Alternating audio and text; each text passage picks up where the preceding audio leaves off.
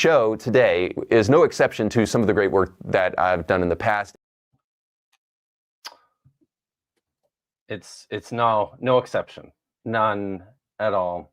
It's going to be a great show today, because Vish is here, right? It's always a great show when Vish is here. So, how you doing? You were better. Well, before. I was better, and I got over it because you insisted upon subjecting me to these asinine arguments. This is about torture. This is all just about torture. That's what this is about. But I've got I think there's people in the chat we should say hello to. Jennifer Silves, it's good to see you. The Dan Edwards, I'm not sure if I recognize you, but I like your musical stylings. You always do a better job of saying this than I do, Bish. The name here. No way, you. Thank you. I've tried to do it when you're not here, and it just sounds lame. I'm happy you like the crazy crucifixion picture. I quite like it too. I think it's pretty badass. Prixie Purple. You know what? Bonus points if you discuss JW's belief Jesus was hung on a pole tree, not a cross. Wrong pole, but I knew what you meant. That's what she on the said. phones. Oh. On the phones. So, that's true. Yes, wrong. I see it there. Wrong poll. Yeah, this may surprise you. I'll just say that. This certainly is something that we will address as we go. It's good to see you, Jason. Carrier's position is just Samuelson's position. So this is either a stream about Carrier misrepresenting Samuelson, or it's a criticism of Samuelson's work. I don't really see another option. I mean, I'll suggest that it's, and I don't know.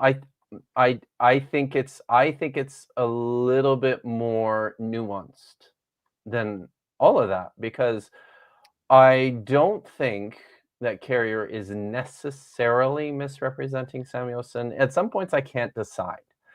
I do think that Samuelson has not approached the same questions in the same way, but that's because he's doing a lexicographical. Lexicographical? Thank you. A lexicographical study. Yes, he's doing a lexicographical English study. Man. So, and that's half the question. The other half is an historical, philological question, and I also am not sure if I agree necessarily with Samuelson's always with his take on the Hebrew, and in particular that Dead Sea Scrolls text. So there's that, right? And listen, I think I have to sing now. I just do. For life is quite absurd, and that's the final word. You must always face the curtain with the bow. How do you do that? You must always face the curtain with the bow. So always look on the bright side of life.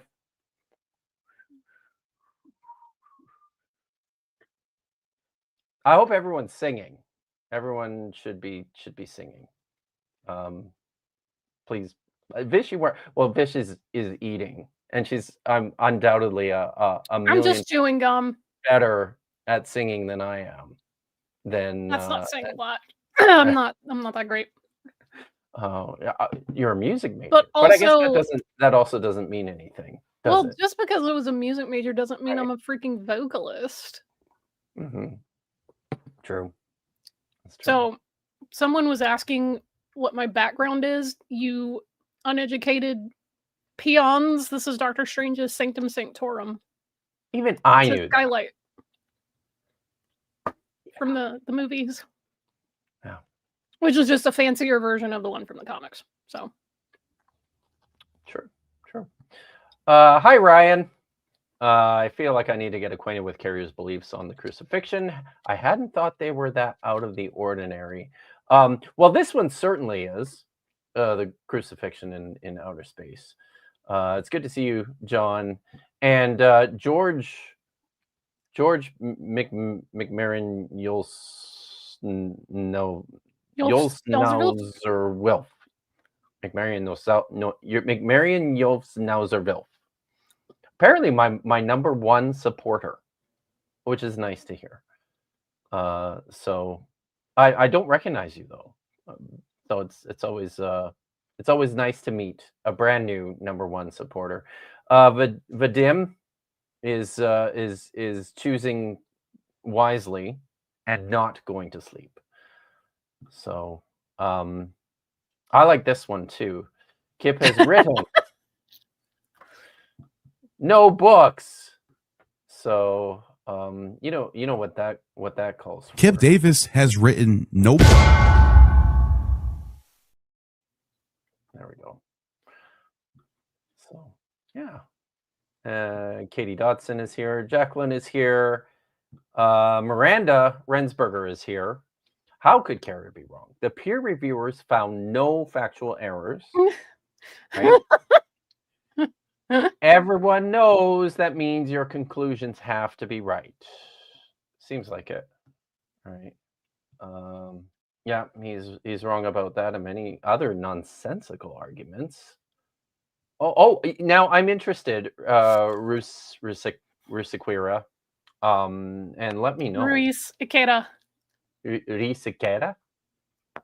I think that's Portuguese. I don't know if it's Brazilian or Portugal Portuguese, but that. But now I'm very interested to know because some of the video that we're going to watch today is a critique of Bart Ehrman's course on the historical Jesus. So now I am curious to know if you have taken Bart Ehrman's course on the historical Jesus. I have not. But yeah, so let me know if that's what you're talking about. Spend a lot of time thinking or learning about Jesus. I have other things taking up my study energy, so certainly yeah. Important things. But yeah, Katie Dotson, correct me if I'm wrong. Did Carrier start up a GoFundMe to publish a book after graduation because no one would hire him? It seems like it. Certainly looks that way. And he has tagged it as a postdoc. That's a thing that he's done. So Holly, good to see you. For Piha, share it, which is fun. That's good. Alias fake name is here. Boker Tov, Simone. It's the middle of the afternoon now, so I don't think I was that late. We weren't that late, were we? I think my clock actually still said 2 o'clock when I hit the button. But, I mean, for Simone, it's Shabbat already, so that's true. Yeah. So this is all relative. So hey, Misinterpretations. By the way, I was on Misinterpretations channel on Tuesday. We were talking about Job, which was super fun. I encourage you, if you haven't seen it already, go check it out because it's a very good time. I think it was a very good stream. And Callisto, I would like to point out that Richard Carrier is held in extremely high esteem by none other than noted academic clever person, Richard C. Carrier. Yeah, maybe. Pat is here. Pat is actually on the road. He is traveling to an outing on my side of the border. And on Sunday evening, Pat and I are going to get together. So it'll be fun. You should repent and be baptized into the Church of Mythicism. So, well, how long before they start having churches? I mean, they do everything else pretty religiously. I don't know. Oh, there's a Tad is mad has sent us a super chat already. I did the PBS course on the historical Jesus. It was mostly just a fuck you Richard Carrier course, and I was convinced. The crypto Christian Archon's got Tad. It certainly looks that way. All right, so here we are. We're almost 12 minutes in. Here's what's going to happen today. Right now, so as we noted a month ago, Carrier has published a new book. He's making the rounds, doing the promotion for the new book. So all of a sudden, he is just all over my feed, which is annoying. He is currently doing a multi-part review on Godless Engineer's channel of Bart Ehrman's course on the historical Jesus, which amounts to Godless Engineer putting together slides of information, bullet point information from Bart Ehrman's course that they then sit down and talk about and critique. Now they did this is a bit of a tangent from the question. The question being, hey, is this Skylar fiction? Let me know, because I wondered if that's if that's you the other day. So or don't if you don't want, sorry, but yeah. Lawrence is here. 12 minutes is nothing. Really scholarly. Yeah. Well, that's what happens when I don't know when I don't know how to finish that. So, but maybe that was that. Yeah. Okay. Sorry. I like to ramble. I like to talk. I like tangents, and as a result, here we are. I do require focus, which means today could be an adventure because the notes are very brief. I have been told that it's better to do things with less preparation, or preferably no preparation at all in this space. So not to say I have actually prepared some things, but it's been I did not spend as much time as I would have liked to put all this together. So there is going to be a lot of I don't think ad lib is the right word, but it's just that the organization it may be a little bit off.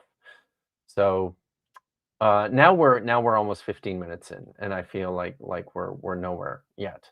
You can stop telling people what's gonna happen and just get into it.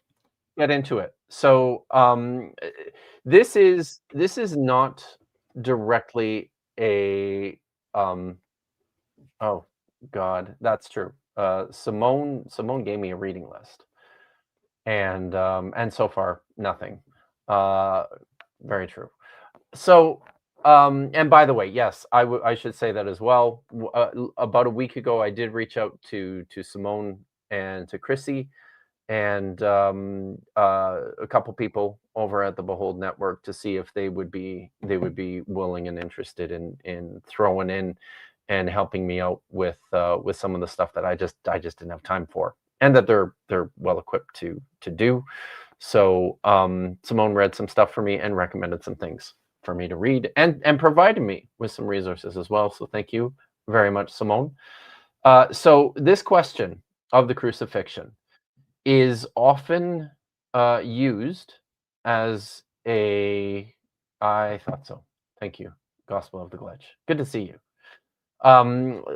This question of the crucifixion of Jesus is often used as a point towards the natural human existence of Jesus for a variety of reasons, and we'll cover some of those today.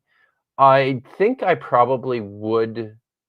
No, I'm still not sure. I'm trying to decide. It's not necessarily directly a question in terms of how it's framed that provides evidence for or against the existence of Jesus. That's how Carrier presents it. I think that it's a bit of a naive approach that he takes in so doing, and that's sort of the point of the stream today. I thought, this comes out in some of the things that he's written on OHJ. He did a whole stream on Godless Engineer's channel a couple weeks ago on this question of the crucifixion, where they made fun of Bart Ehrman for what an idiot he is in his. You mean Bart Ehrman, who consistently has passed peer review and has written a lot of books and has like a tenured teaching position? That probably, yeah, that one. Although he's probably emeritus by now, I think. Pretty bold. Okay, that's right. So, yeah. But yes. So, I thought today, because it is an interesting question too. We have imagined what this looks like, what this means when we think about the crucifixion of Jesus, this central tenet of Christian belief seems to be from the very start.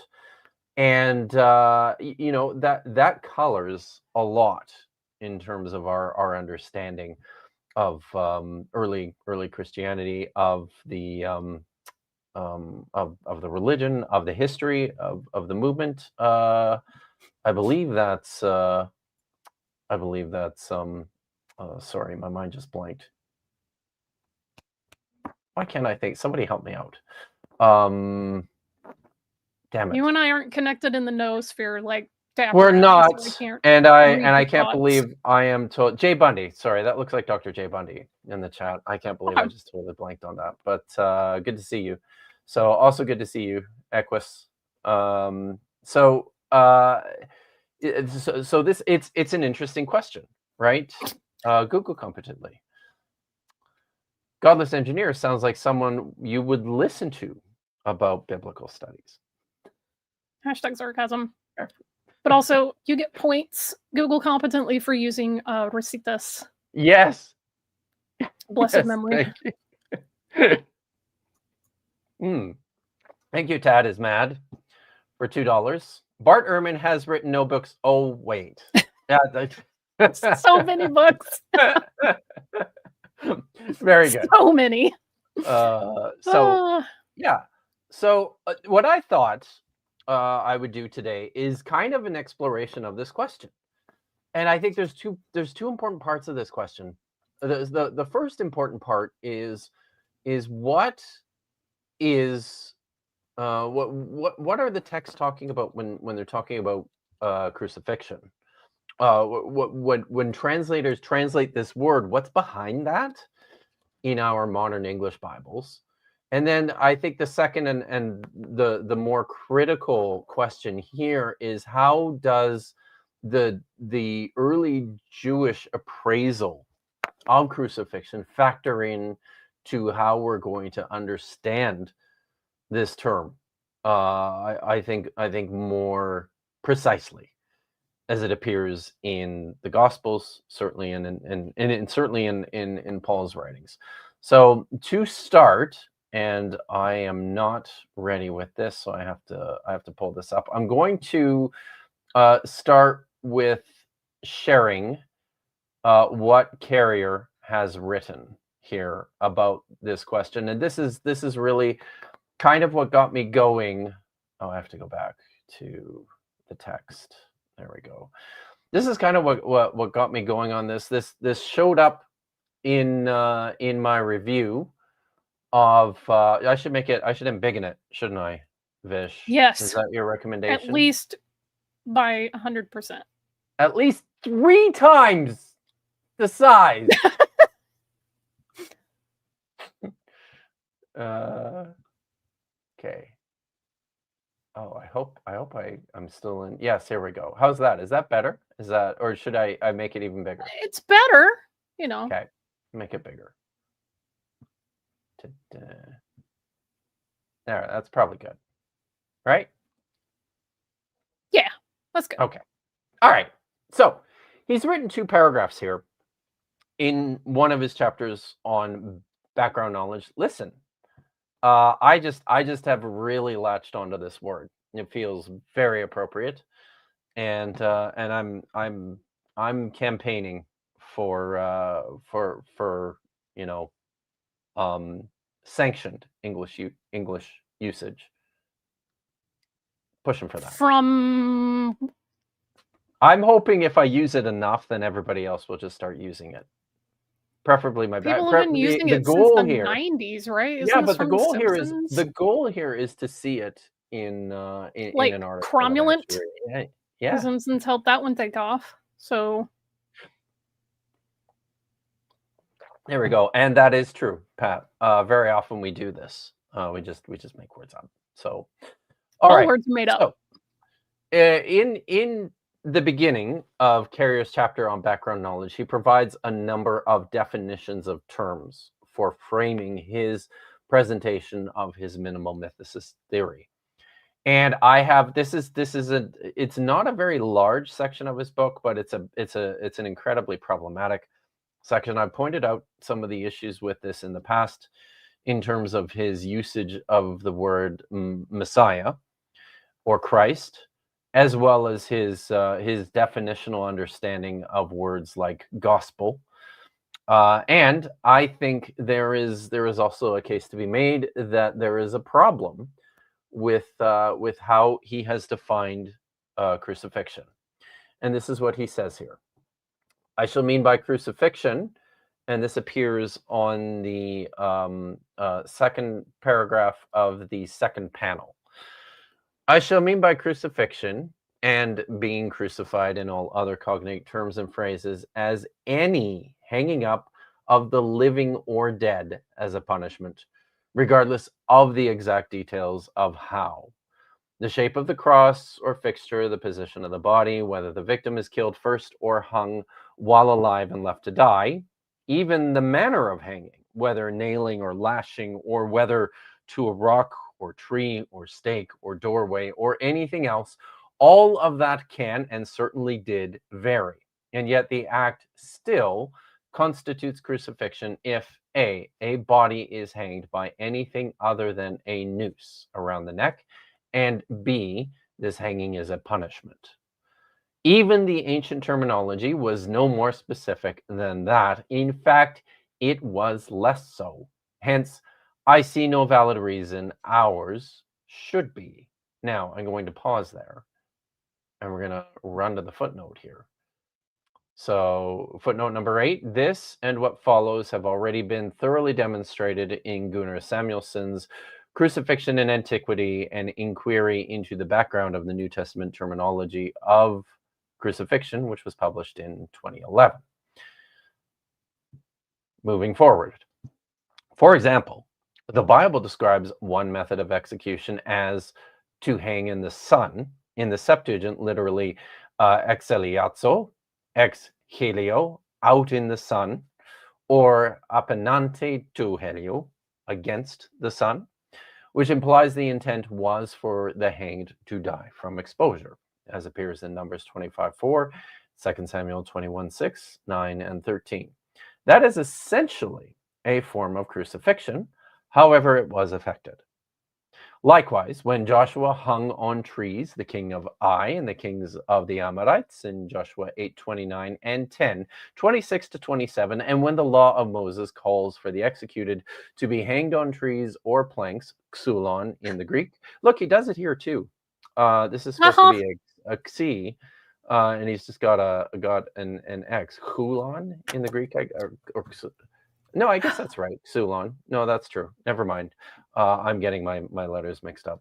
No, I'm shaking my head at the whole trees or planks thing. I'm like, so yeah. We'll talk about that, right? Even when already dead, Deuteronomy 21:22-23, or when Haman and his sons are hung on a giant pole, xulon, again in Greek translations of Esther 5:14. Why is he only using the Greek translations of Hebrew texts? Do you think maybe there's a reason for that? Probably because he doesn't read Hebrew, so he's unaware of the semantic that ranges. He's trying to selectively pick the words that fit the point he's trying to make. I don't know about that, because he's like everything, like there's nothing he is appropriately ranging the ways in which the Hebrew vocabulary is being translated by the Greek texts. So he's not like there's a different word used for the exposure in Numbers chapter 25:4 and 2 Samuel 21:6 and 9 and 13. Than the common word in the Hebrew, which is talah, which just means to hang. So, but otherwise, it's pretty open-ended in the Hebrew text, and there's reasons for this, which I will get into. And then there's this whole question of language development, which we need to talk about. So, but I mean, I think it's a good point that you make, that we're only dealing with the Greek terminology here. Yeah, I get really, really suspicious when someone wants to start trying to build a case out of citing things from the Hebrew Bible and they don't actually use any Hebrew. They're like, yeah, I'm just going to pick the Greek translation for this. Like, why don't you use the Hebrew? You know, the language it was written in. I certainly do too. I mean, I certainly hear you. I think how he would respond is that because the early Christians were all reading the Greek text, then this is the text effectively that they were drawing their own ideas and their own theology from, and that's a fair point. Which is fine, but also, like, knowing what he's going to go into in the slideshow that you sent me, he's trying to make a case for like broader cultural understanding, and he's not just talking about how the church later understood it. Yeah. So it's a pretty flat appraisal, is how I'll put it. So these are all forms of crucifixion. Many scholars of Jewish antiquity agree. Which ones? I'll show that in a minute. I'm just going to finish up the paragraph here. In using the term crucifixion this way, I do not mean to rule out finer distinctions for those who want to make them. Someone else, for example, may want to restrict the term to an actual means of killing, thus including only those hung up alive to die, rather than the hanging of corpses. But since I see no contradiction in the idea of crucifying a corpse, and the ancient terminology does not exclude it, I think such a restriction is too fastidious. Since there was no standard practice of crucifixion even among the Romans, we can't be sure if everyone they crucified was nailed or merely tied up or even impaled, or exactly where or how or to what. If we are too particular, we will anachronistically exceed the ideas and vocabulary of the period. The Greek word for crucified. Astounding levels of projection there. Yeah, this is, and that is something we shall come to discover. The Greek word for crucify, starao, literally just means staked or palisaded, and frequently meant not just crucified, but also impaled or even setting up spiked walls around a fort. Hence, to stake, starao, someone on a pole, xulon, is what happens in the early Greek translation of Esther 7:9. It's an important text. I didn't plan on getting into it, but I'll say something about it in a minute here. Using the exact same verb used of the crucifixion of Jesus in the New Testament, as well as the exact same word for post or tree used in the Septuagint text of the Old Torah law, that passage in Deuteronomy, which is also the same word used for the cross and crucifixion of Jesus in the New Testament. Thus, as the ambiguity existed then, I preserve it myself. Now, And also to be able to say that people didn't disprove him. Because yeah, if you don't make any real specific claims, then how could you be wrong? exactly. That's part of the problem here. Now, I will say something before we start here about this text in Esther. Esther, I believe it's chapter 7, 9 to 10, and then again in 8, 7, is starao. That's correct. However, this is the only place in the entire Septuagint where starao appears. And all the other instances, even that earlier one in Esther 5:14, the places that he mentioned in Numbers 25:4, and or no, that they use the exposure verb there.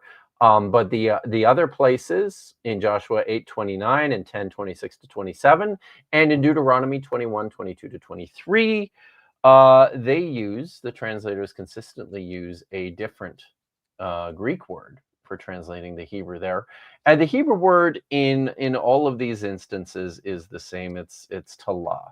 So in the Greek, let me actually just pull it up to make sure I got this right. Deuteronomy 22, right? Deuteronomy 22, 21. Is it 21 or 22? I've got the mind of a gerbil. 21. Thank you. 21 and 22. So yes, the verb that they use is kramatsamai or krematso. So it's which just means generally to hang. The Hebrew, excuse me, the Hebrew word in the Bible just generally means to hang. But now we need to go look at this other footnote here. Remember, these are all forms of crucifixion. Many scholars of Jewish antiquity agree. So we have here, the first one, this scholar of Jewish antiquity is Richard Carrier. Wow. Wow. Yes, noted scholar of Jewish Jewish antiquity. antiquity. Richard Character. Yep. I just The guy who doesn't know Hebrew, but he reads people that do read it and understand it. So here's the other ones. DJ Halperin wrote an article back in 1981, Crucifixion in the Nachum Pesher, and the Rabbinic Penalty of Crucifixion in the Journal of Jewish Studies. And then Joseph Fitzmyer, Crucifixion in Ancient Palestine, Qumran Literature, and the New Testament in Catholic Biblical Quarterly back in 1978. So, and nothing of course, past 81, huh? Well, he's also got this this book by Gunnar Samuelsson from 2011, and I will concede that if he's drawing all of his I think it's fine if he's drawing all of his information from Samuelsson to an extent, insofar as he is understanding the lexicography here, the function of the words themselves that translators, English translators in large part, but probably German translators from other modern languages as well, as far as they have translated this word crucify, or crucifixion. Samuelsson's work is an investigation of that. It's a gigantic word study, and it's very, very good. So he's looking into the Hebrew text and its translation, and it's the words used for things that get translated as crucifixions or understood as crucifixions. He's looking into the Greek text very broadly, not just within the New Testament, but also among Greco-Roman historians and rhetoricians and playwrights, and he separates all these things to provide a comprehensive understanding of that. He's looked at the Latin literature, and so it's an exhaustive study. And the conclusion that Samuelsson lands on is that it's a few things.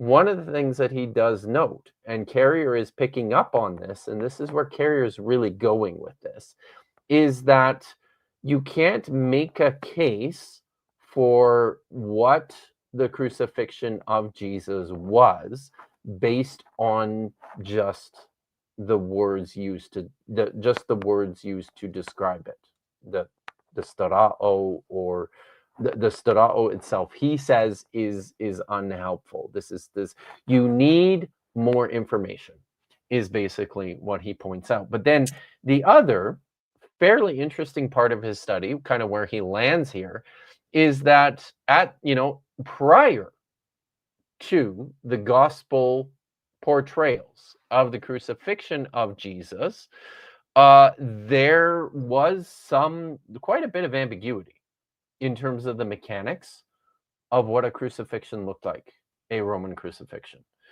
And basically, what he points out, and I think he's right about, is that the gospel portrayal of the crucifixion of Jesus essentially colored everything after that in terms of what this actually looks like.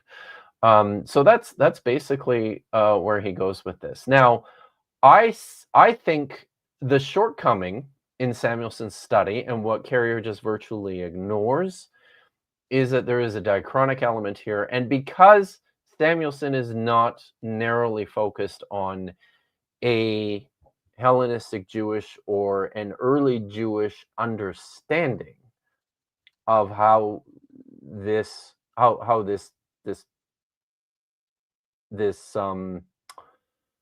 of what crucifixion is, within their own ethos and worldview, because he doesn't really get into that. There's a lot missing here. There is a lot of nuance missing. So yeah, those are the sources. There's some other good stuff. One of the things that so Carrier cites this article by DJ Halperin on the Nahum Pesher. There's been a lot written about that particular text. There's been a lot written about the Temple Scroll, which I would argue are probably some of our most critical texts in handling particularly the understanding of what crucifixion is in early Judaism. All that gets ignored by Carrier. So shocking. Yeah. So and so far as Samuelson handles these texts, he's just looking at this from a lexicographical perspective. I think there's some more to say about that. So that's kind of where we're going now. I think to start as well, before we turn on the video here, I think it's something that's also important to point out here is this first reference. You laughed at this, Vish, and rightly so. You laughed at this. That Carrier is citing his own work first as a what did he say? A scholar of Jewish antiquity. A scholar of Jewish antiquity. He's including himself among scholars of Jewish antiquity. Hugely problematic, because he's just not. He's not. Yeah. Again, the guy who doesn't actually know Hebrew, he just reads people that do. Yeah. And then how well is he reading this stuff? I'm going to bring this. Sorry, I got to bring this back up here just to just quickly, and then I'll put it down, and I'll ask you to bring up the slideshow. Just going back to the source here, the burial of Jesus in light of Jewish law appears in the empty tomb that was edited by Robert Price and this other guy. What's his name? I don't remember his first name. Price and Louder. So this is not hell of a lineup, though. This is not a serious book, right? It's not. Yeah. It's a peer reviewed study. I'm using that very loosely. Loosely. Here. Also, what I know of Richard Garrier, his work, I use that word loosely, and our actual interactions in a side chat, he is one of the last people on this planet that I would choose to be able to read, understand, and interpret Jewish law from antiquity. Which is why I wanted to start this with a demonstration. So if you want to pull up the slideshow, here is a citation from the book, from the article that Carrier has listed first, Richard Carrier first, as a specialist in Jewish antiquity. Torah law is clear, he says, on the burial of executed men. I'm sorry. I gotta just stop gotta you get through right this. there. Why? I need We're not even because Don't spoil the sentence is anything. underlined, and it's hilarious to me because anyone that knows anything about Jewish law knows it's not clear on virtually anything. Yep. This is not. I got this from Simone. This is not. I don't believe these are Simone's. I can tell it's Simone. These are not your underlines, are they, Simone? I would have expected a lot more bleeding all over the page if this was Simone's underlines. So I'm not sure where this is. So the Torah law is clear on the burial of executed men. If a man has committed a sin worthy of death, he is put to death, and you hang him on a tree. His corpse shall not hang all night on the tree, but you shall surely bury him on the same day. For he who is hanged is the curse of God, so that you do not defile the land which the Lord your God, that's Yahweh, your God, gives you as an inheritance. Okay, it's from the Internet Archive. Thank you. Okay, here we go. Yeah, and thank you. Lawrence says, what are you talking about? It is super clear. That's why no one has argued about it for thousands of years. Exactly. That's why fucking Samuelson didn't write a book. Exactly. Right. Okay. All right. The word given here as tree is, it's not S in Hebrew, it's eitz in Hebrew, which means either tree or any plank of wood. In fact, the root of this word is the verb to shut, which implies planks used for doors or windows rather than living trees. And this is how the Jews understood it. Is it? Yes. Is it now? Yes. Okay. So what the fuck is he talking about? Read the next sentence. Well, no, that's all I. Okay, the Talmud says eitz can mean either a plank or a tree. So citation? He's got one there, Sanhedrin 46b. I'm so glad that you mentioned that, because guess what I just happen to have pulled up. Isn't that funny? So here we go. This is Sanhedrin 46b, and for those of you that don't know the references, like the numbers there, that's how you're differentiating the folios, the pages. So I read through this entire folio, like 46b, and I was like, where is he getting this? And apparently this is where he's getting it. I'm going to try to make this text slightly larger, even though I know that most people aren't going to read the Hebrew. So they're talking, the Tanam, Rabbanon, the sages, or the Tanaim or whatever, they're talking about the word eitz, which can mean tree. And they reference the verse, you shall hang him on a tree. I derive either detached or attached. And you're like, why did you skip all the words that aren't in bold? Because, friends, they're not there. This is why studying the Talmud is really fun. Anything that you see on, for instance, Sepharia that's in bold directly corresponds to something that you can find on the physical page. Yeah, no kidding. So it's very terse. It's a type of shorthand, recording discussions and arguments and so forth. So when you're writing in shorthand, you don't write everything out longhand, right?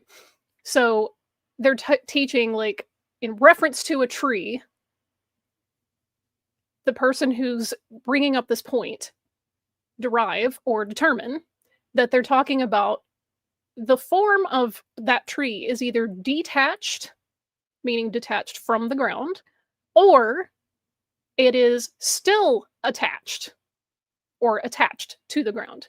So this does not actually say that it's a tree or a plank. It's talking about the state of the tree. Okay. So then they go into a little bit of discussion about burial and whatnot. And then later on, they discuss about like, hey, maybe the tree has, it's detached because they had already cut it down and then they like sink it back into the ground, which would remind somebody of like the traditional depictions of Romans like sticking a pole in the ground to like crucify someone. But it's so funny to me that he tries to make this say that it's plank or tree, because planks are, part of a tree. They're cut from them and used to like build doors and buildings and so forth. But that's not the discussion. It's not the form of the tree. It's like the physical state of it. Are you leaning this thing against the wall like a building? Or are you just going right up to a tree that's got its roots in the ground and everything and just like, boop, hanging a person up there like an ornament? And that they don't spend much time on this because the rest of this folio is dedicated to burial. And they're debating about if it's an obligation to bury somebody, and all of the different proof texts that the sages are coming up with. Somebody shoots them down as like, nope, that was just a local custom. Nope, that was just a local custom.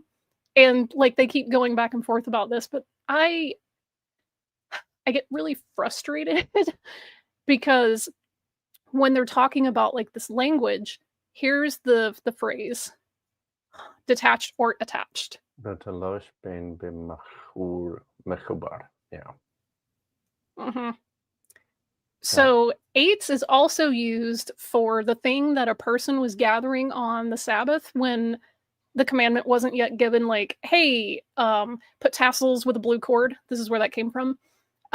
Moses is like, wait, why is everybody upset? And they're like, this guy's picking lumber or wood. Some translations in English say sticks, but that's not what it is. It was something a little more substantial than twigs, right? And they're like, yo, Moses, this guy's like doing all of this stuff on Sabbath. And Moses is like, oh, snap, I don't know what to do. Hey, God, what do we do with this? I don't understand like what part of case law this should fall under. And God's like, yeah, nah.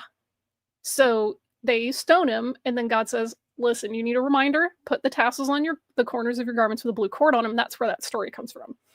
And they use eights to refer to the thing that this guy is gathering. So you can interpret this as like pieces of lumber, or probably planks is the word that Carrier used. But it doesn't have to mean that, and it doesn't always exclusively mean tree that's still in the ground.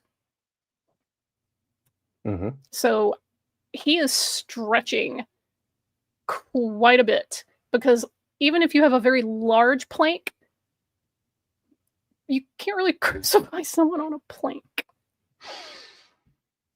Yeah. Yeah. So there's that, right? I wanted to draw attention, if you could bring the slideshow back up, and yes, Dr. Clark Van Gilder. The important question is what Dagon thinks of the difference between trees and planks. Yes.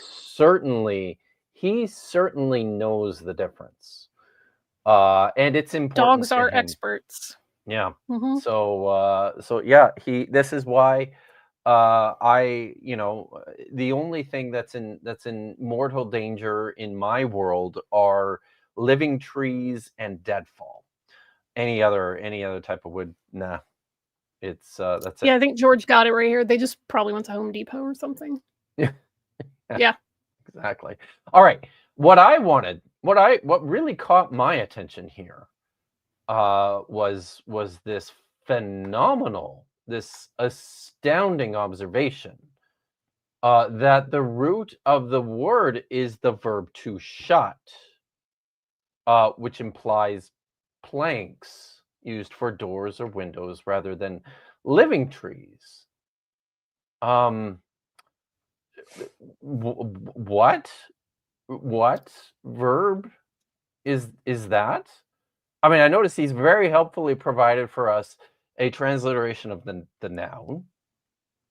Eights, even though he hasn't marked it Except correctly. he didn't actually transliterate eights. They didn't actually transliterate. Could eights. use TZ or TS. Yeah, Either yeah. of those would Yeah. work just fine. So, Or there are diacritics that you can use, and but he didn't. So. but what verb could this be? And I know a little bit of Hebrew. I've got access to a whole pile of Hebrew resources. I have taxed my limited abilities and come up completely empty on what word this could be, what verb this could possibly be that means to shut, which is being which is understood as eights in Hebrew, which just makes no fucking sense in the first place, because all the trees in the Bible are eights. They are eightsing. That all of them. They're not planks. There were 2 planks Two in planks in the Eden. Yeah. Yes. Yeah. So She is a plank of life to all who take hold of her. this is just, yeah. So, listen. Here's one of the things. This is kind of how languages work.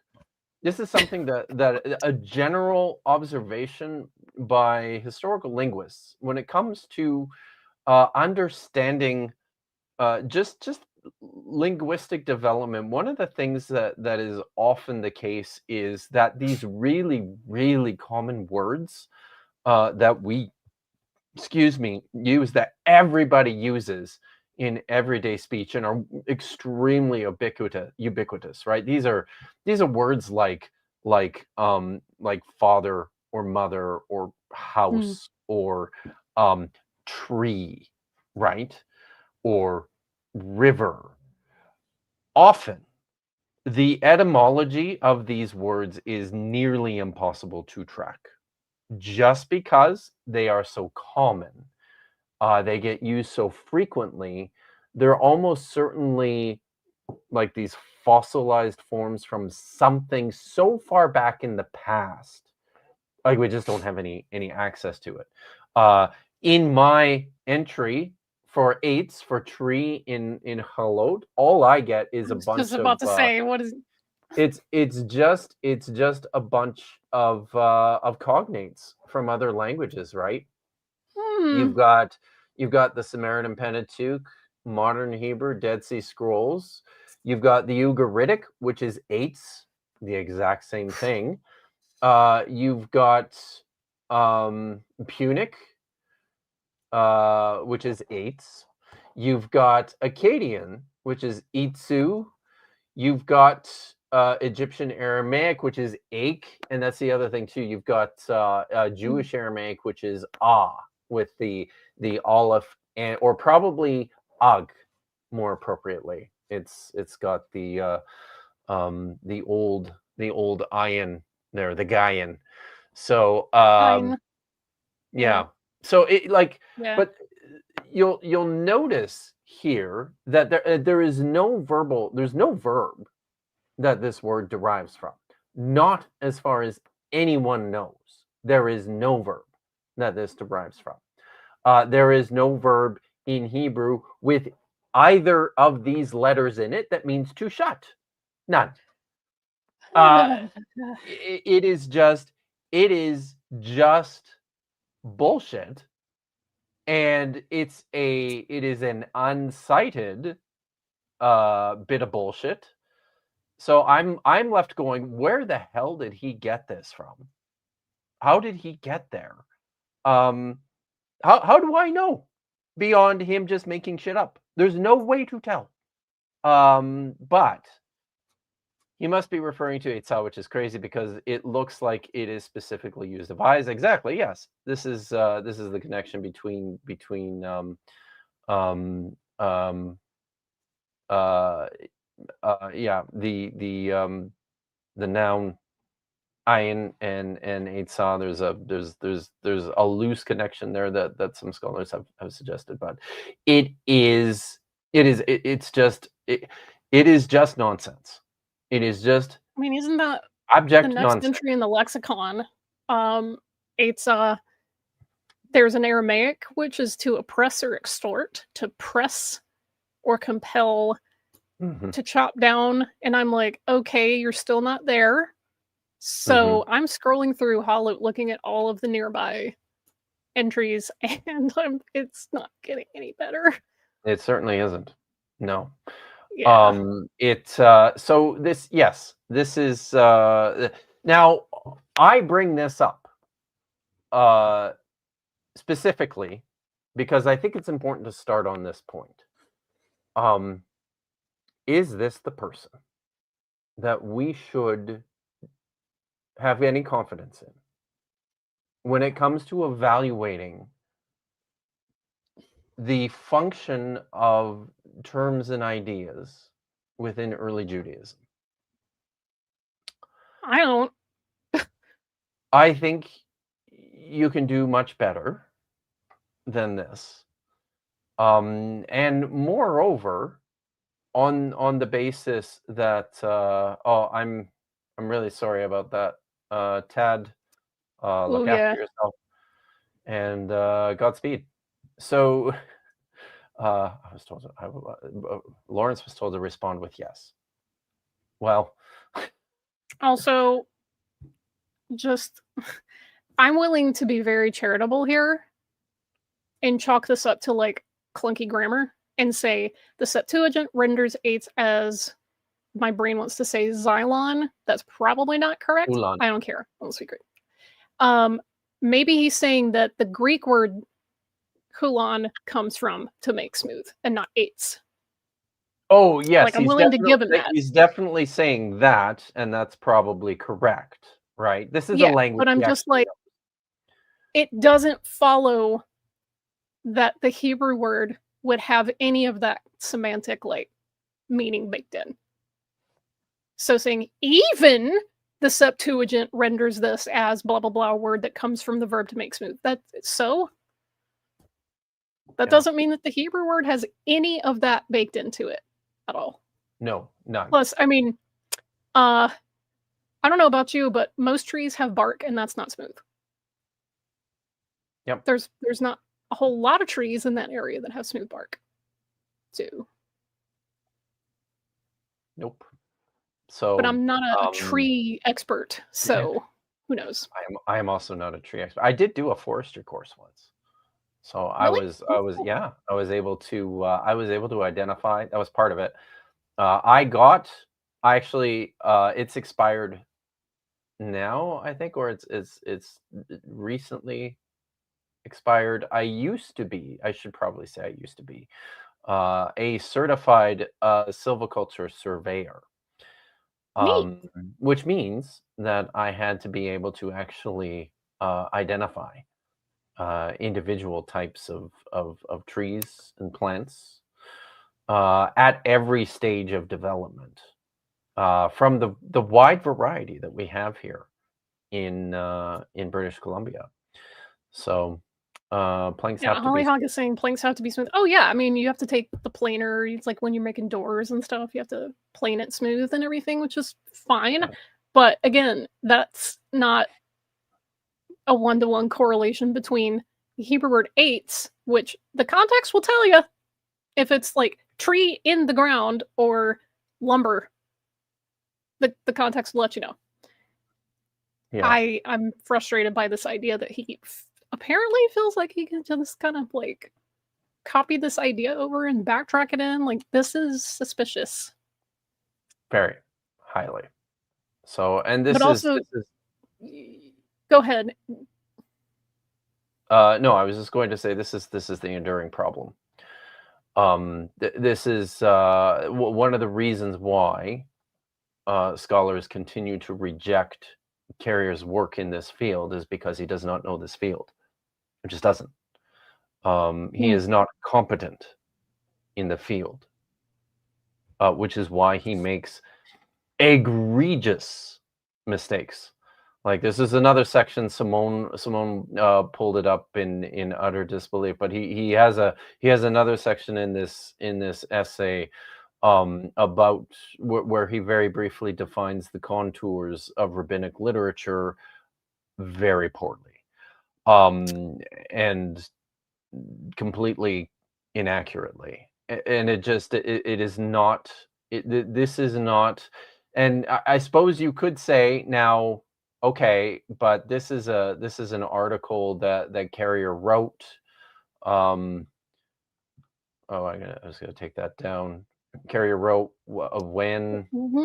I don't have it there, but it's like, it's, an older article he wrote.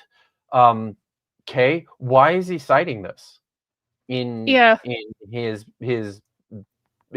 supposedly serious study of Jesus mythicism? And why is this the first entry in a listing of experts in Jewish antiquity? Yeah, scholars of Jewish antiquity, of which he is not. That's the big problem here, right? I have so many concerns. Yeah. Like, he cites himself, and he cites this, which I'm about to get to something on that. But the two papers that he cited from scholars of Jewish antiquity, neither of those are newer than 81, and that is worrisome to me. Again, he's probably depending most strongly on Gunnar Samuelsson, whose work is from still. But yeah, part of being like an honest scholar isn't just taking the things that seem to like support your point. And that's also the other going, thing, hey, I read the stuff that says it isn't this way. Like, that's the other thing too. They agree with you about what specifically? Because all he says is these people agree with me. I'm just gonna go back here. He says that these are all forms of crucifixion. Now, knowing the literature here, I guess it again. It really depends on how he's choosing to use that word, and I don't think they would on the basis of his definition that he's provided here. I just really don't. A lot of these people will take a narrow approach. So to start, hang on one sec. Okay. I just wanted to say that the end of this paragraph is also very concerning to me. So, okay, let's give him the Greek thing that means to smooth. Okay, cool. That still doesn't make that intrinsic to the Hebrew word eitz, which can be tree or lumber, depending on the context, and it'll tell you. This word commonly designates the poles or planks used for tying or nailing up the condemned. Cool. That's not a problem. So eitz and hulon in this context could just as well be translated cross. No, that is a wild-ass claim. That is a wild-ass leap. There are things that I'm willing to give him to at least, like, let him get through the point and try to make his case and stuff. But saying that eitz in this context, when he's talking about a Greek word that's used to translate this, that comes from a word that means to smooth or polish, you could just translate this cross in this context. Like, no. That is a large amount of assumptions that you've got there, friend. And that's on top of the fact that when your readership sees the word cross, they think of something that looks like this or possibly this. Right? How did he get from tree, hey, there's a Greek word that comes from the verb that means to smooth or polish, to something that looks like this or this? To the reader who's going to read this, he doesn't explain cross, pole, stake, whatever. And then the next thing that he starts talking about, execution methods. But we don't have time. We don't have time to get into any of this. And this is, I just wanted to bring this up to point out that Carrier is not a good source for this, among a variety of other similar reasons. Now, I will say that this is, and to your point, I suspect that his own thinking on this has developed since he wrote this article. Doesn't excuse him for citing it. He Yeah, I was gonna probably say. should have said something in the footnotes about that instead of just throwing the reference out there. But I think what we'll do, we'll turn on the video for a few minutes. We're not gonna get nearly through most of this, and I'm just gonna spend most of our time on the slides. But let's pull up the video for a couple of minutes, just to sort of get our bearing on where this conversation is sort of going. In my most recent video about the Shroud of Turin, I kind of make this argument. I make a big deal out of it, I guess. And maybe you can tell me I'm wrong for making this connection or whatnot.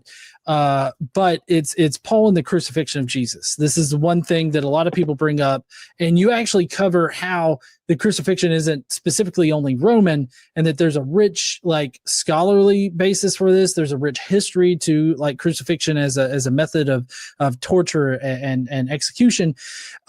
But I find it really weird that Ehrman just totally gets Deuteronomy 21, 22 to 23 wrong. But more importantly, he totally strawmans and misrepresents your argument about Jesus's crucifixion in Paul's or Paul's understanding, I guess. So Ehrman, first of all, getting Deuteronomy 21, 22 to 23 wrong. Ehrman, I believe, claims that you're claiming that it must be, let me pull it up here. Like it has to be that the Jews crucified everybody that was stoned to death, and that was like something that was always done. And he says no, that wasn't always done. Oh, what the heck, YouTube? That's weird. Did it automatically speed up? I have no idea what the heck happened there. Also, I'm just trying to get like the references on the screen here, but it's funny. Like I'm so used to people saying you strawmanned my argument when the arguments aren't actually like that well articulated. So yeah, it's kind of funny. And let's be also, clear. I don't know. I have no, because I don't have access to the course. I haven't seen the course. I have no idea what Ehrman has said on this. All we have is John's and Richard's report on what Ehrman has said. So and I don't know. Yeah.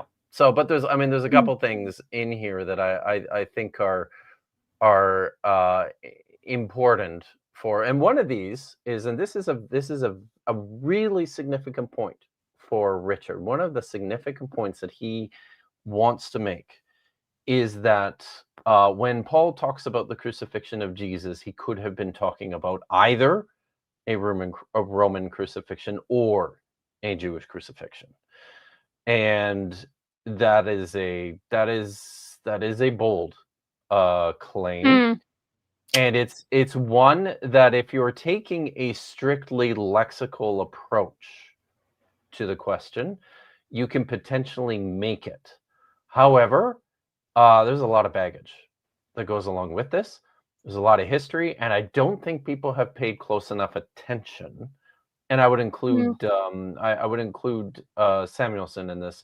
I don't think he's weighed the Qumran evidence for this as carefully as he should in his evaluation. So I will say that he and then yeah. So let's let him cook for a minute.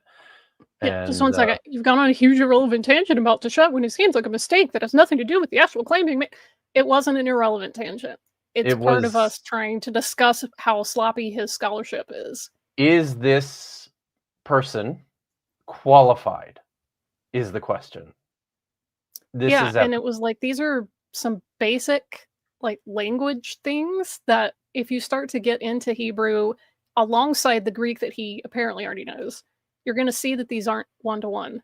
And again, this is just a pattern that I've noticed in his work, that it's sloppy, or it makes too many assumptions, or he doesn't show enough intermediate steps when he tries to get from point A to point Z. He goes A, therefore Z, and you're like, wait, hold up. So no, it wasn't irrelevant. It's part of showing how he's not actually thoroughly articulating his case enough. And then he gets frustrated when people aren't like picking up what he thinks he's communicating. And then he says, oh, you're straw manning me. But again, if people continually say things about your work that you interpret as straw man, that's saying that you're not communicating effectively and clearly enough. So, yeah, I feel that Maya, that he thinks he's qualified to critique him, and like, yeah, that's a pretty steep hill to climb. It doesn't mean no one can critique him, but you better show your work. You know? Yeah. Yeah. Okay. Kind of thing. But he says just read that particular section of Deuteronomy, and you will see how wrong Carrier is. But that's not actually what is said. What is said, and I'm using the NRSVUE version of this. It says, when someone is convicted of a crime punishable by death and is executed, and you hang him on a tree, his corpse must not remain all night upon the tree. You must bury him that same day, for anyone hung on a tree is under God's curse. You must not defile the land that your Lord, that the Lord your God has given you for possession. Now, your actual source for this is Mishnah Law, Sanhedrin 6:4. He thinks that you're only... You're pausing it there. So are you about to ask the same question I'm about to ask? Go for it. Go for it. Why is Mishnah Sanhedrin 6:4 our source for this text? Was that your question? That's mine. It was pretty close. You know, the Mishnah that was written in the 2nd to 5th centuries ish, or well, maybe not that late. Well, no. I think not. No, I think probably we can. I would say I would actually narrow that. Give them like 1 to 3 ish. Yeah, I would say late 2nd to maybe 3rd ish, later 3rd. And Simone can. Simone can if Simone provides some dates for Mishnah, I'll accept those. Yeah. So again, something that was written in the, let's give them 2nd century just for fun. Sure. That can't be a source for something written in the Hebrew Bible, especially the Deuteronomy source. Right? Why? This is part of the problem, right? So this is providing, I think. So what we're going to be talking here. So so Simone says around 200 CE, give or take a couple of decades, with some additions later. So so now this is one of the problems here in this entire discussion is like the timing. So Deuteronomy 21 is I mean, who knows? But I'm happy to grant that this is a 7th century text. Sure. Maybe not. But even if it's a 6th century or a 5th century BCE text, this is an enormous distance from what the rabbis were doing in the 500 years? Which is after. That's the other thing here that Carrier continues to either ignore or just not understand, is that the 2nd century CE, the 3rd century CE, this is after rabbinical Jews are interacting and engaging with Christians. Yeah. There is a cross-pollination and an intertextuality at work here, and scholars have written about this. Yep. Like, this is not... Shai Cohen has a great book on it. About like these interactions. Daniel Boyarin. It's a Boyarin, book, it's a book that Carrier even includes in his bibliography. That I'm pretty sure it's in his bibliography. I have to double check. But it's an excellent book. But are you reading these things? Like Paul and Nation, am I right? Dave, God. Ching. I Still needing that rim shot.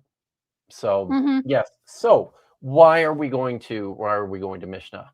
Now the reason he is going to the Mishnah is because he wants to make this, and he is right about this. Okay, the point that Carrier. Okay, yes. So he's got the Jewish Gospels, but he does not cite borderlines anywhere. Okay, just that's a critical error in my opinion. It's the same sort of critical error that he makes when he doesn't cite Collins for apocalypticism. So this is the point being made here. I think it's an important one in Deuteronomy 21, and this is reinforced by the Mishnah, by Sanhedrin 6:4, is that these are what's the word? Postmortem. Jewish crucifixions. I think it's a problematic term. Carrier would agree with me that this is a problematic term. However, seems to think that it's okay to then define everything as a crucifixion based on the problems. It's kind of an ass backwards way of doing this. Within the Deuteronomy ruling, and then the reinforcement by the Mishnah is this: these are post-mortem. These are the hanging of corpses. These are not executions. So this is stoned, then the body is hung on a tree. That's what's what going I was on reading here. in Sanhedrin earlier when you yeah. sent me this. Yeah.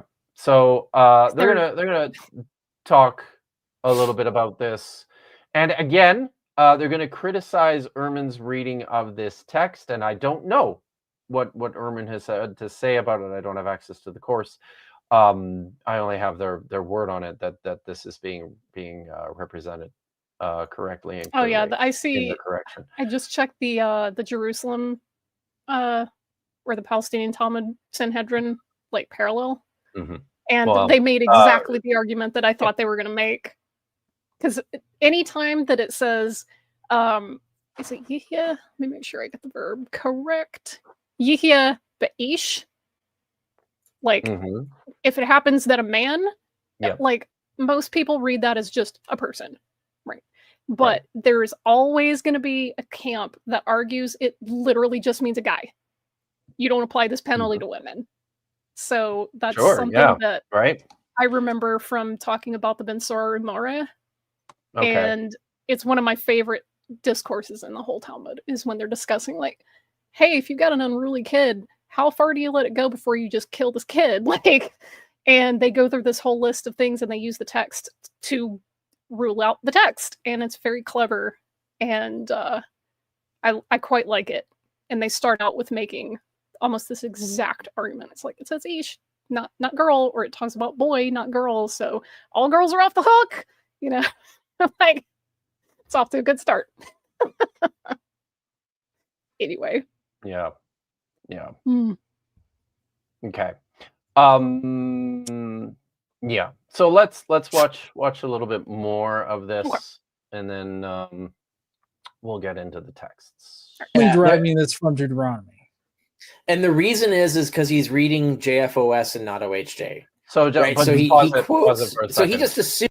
Just for clarity, JFOS is Jesus from Outer Space. This Carrier's popular presentation of his minimal mythicist theory, and so he's saying that Ehrman is reading this out of his popular book as opposed to the scholarly study, which is OHJ on the history. Okay.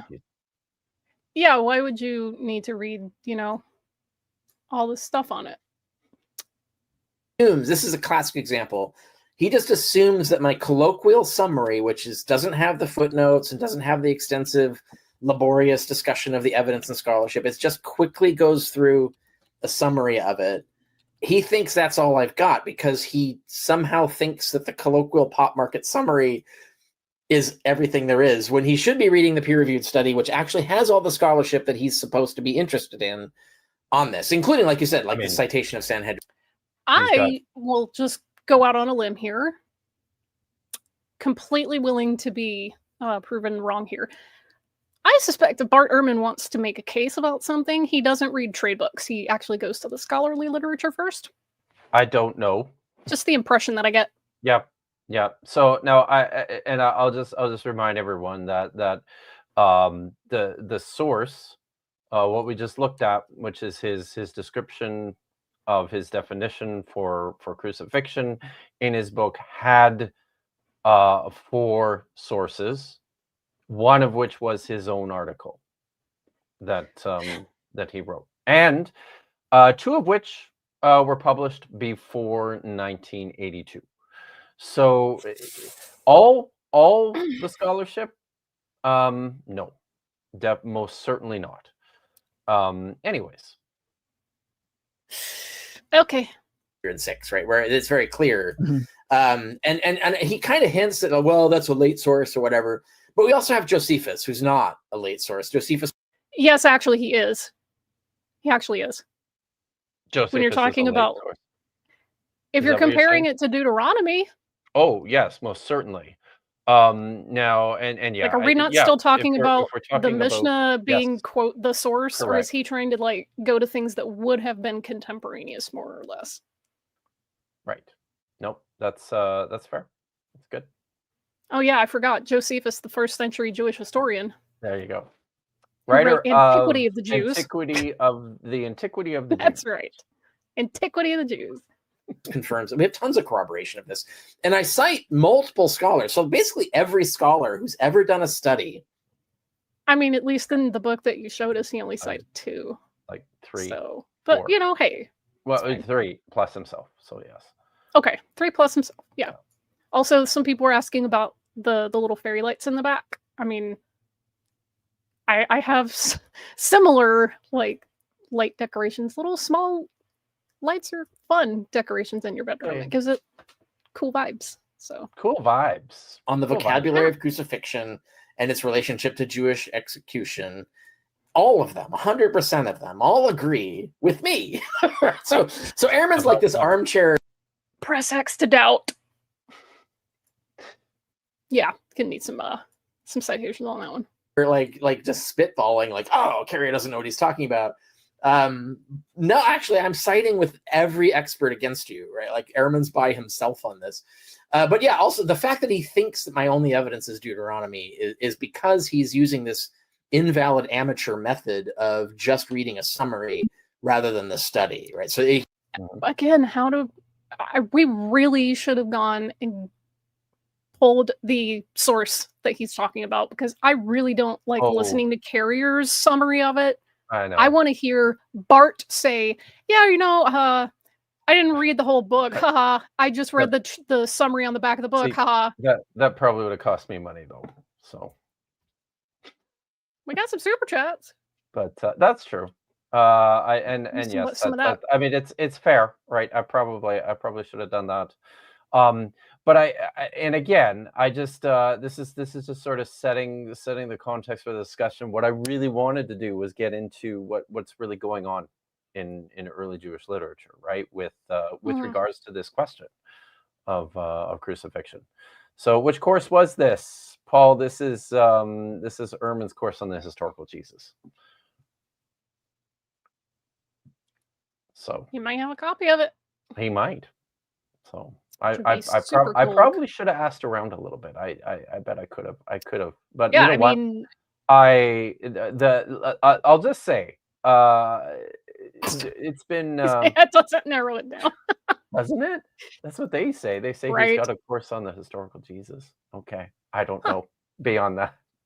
But I have had a couple of weeks that have, I'll just say that. But here we are. So oh my god. I'm reading Mishnah Sanhedrin 6. Okay. All of 6? Don't do that. There's too much. Just 6. No, there's just 6-4. Yeah. Yeah.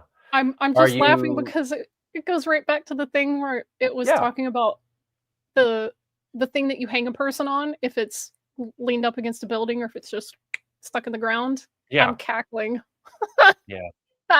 So God. yeah. Almost like he didn't read that source, but whatever, it's fine. Do you want me to keep Keep letting this playing play? for a bit because He basically sucked himself into this funnel spider trap by making that mistake, and it's really an amateur mistake to make. Right. But there's also a problem that when he reads Deuteronomy, he's like you said, he's reading. Even if he reads the Hebrew, I wonder how well. I'm not a Hebrew speaker. I don't know how much. Scholar of Jewish antiquity. not a 2 Hebrew seconds speaker. later. Yeah. I'm not a Hebrew speaker. Mm-hmm. Yeah.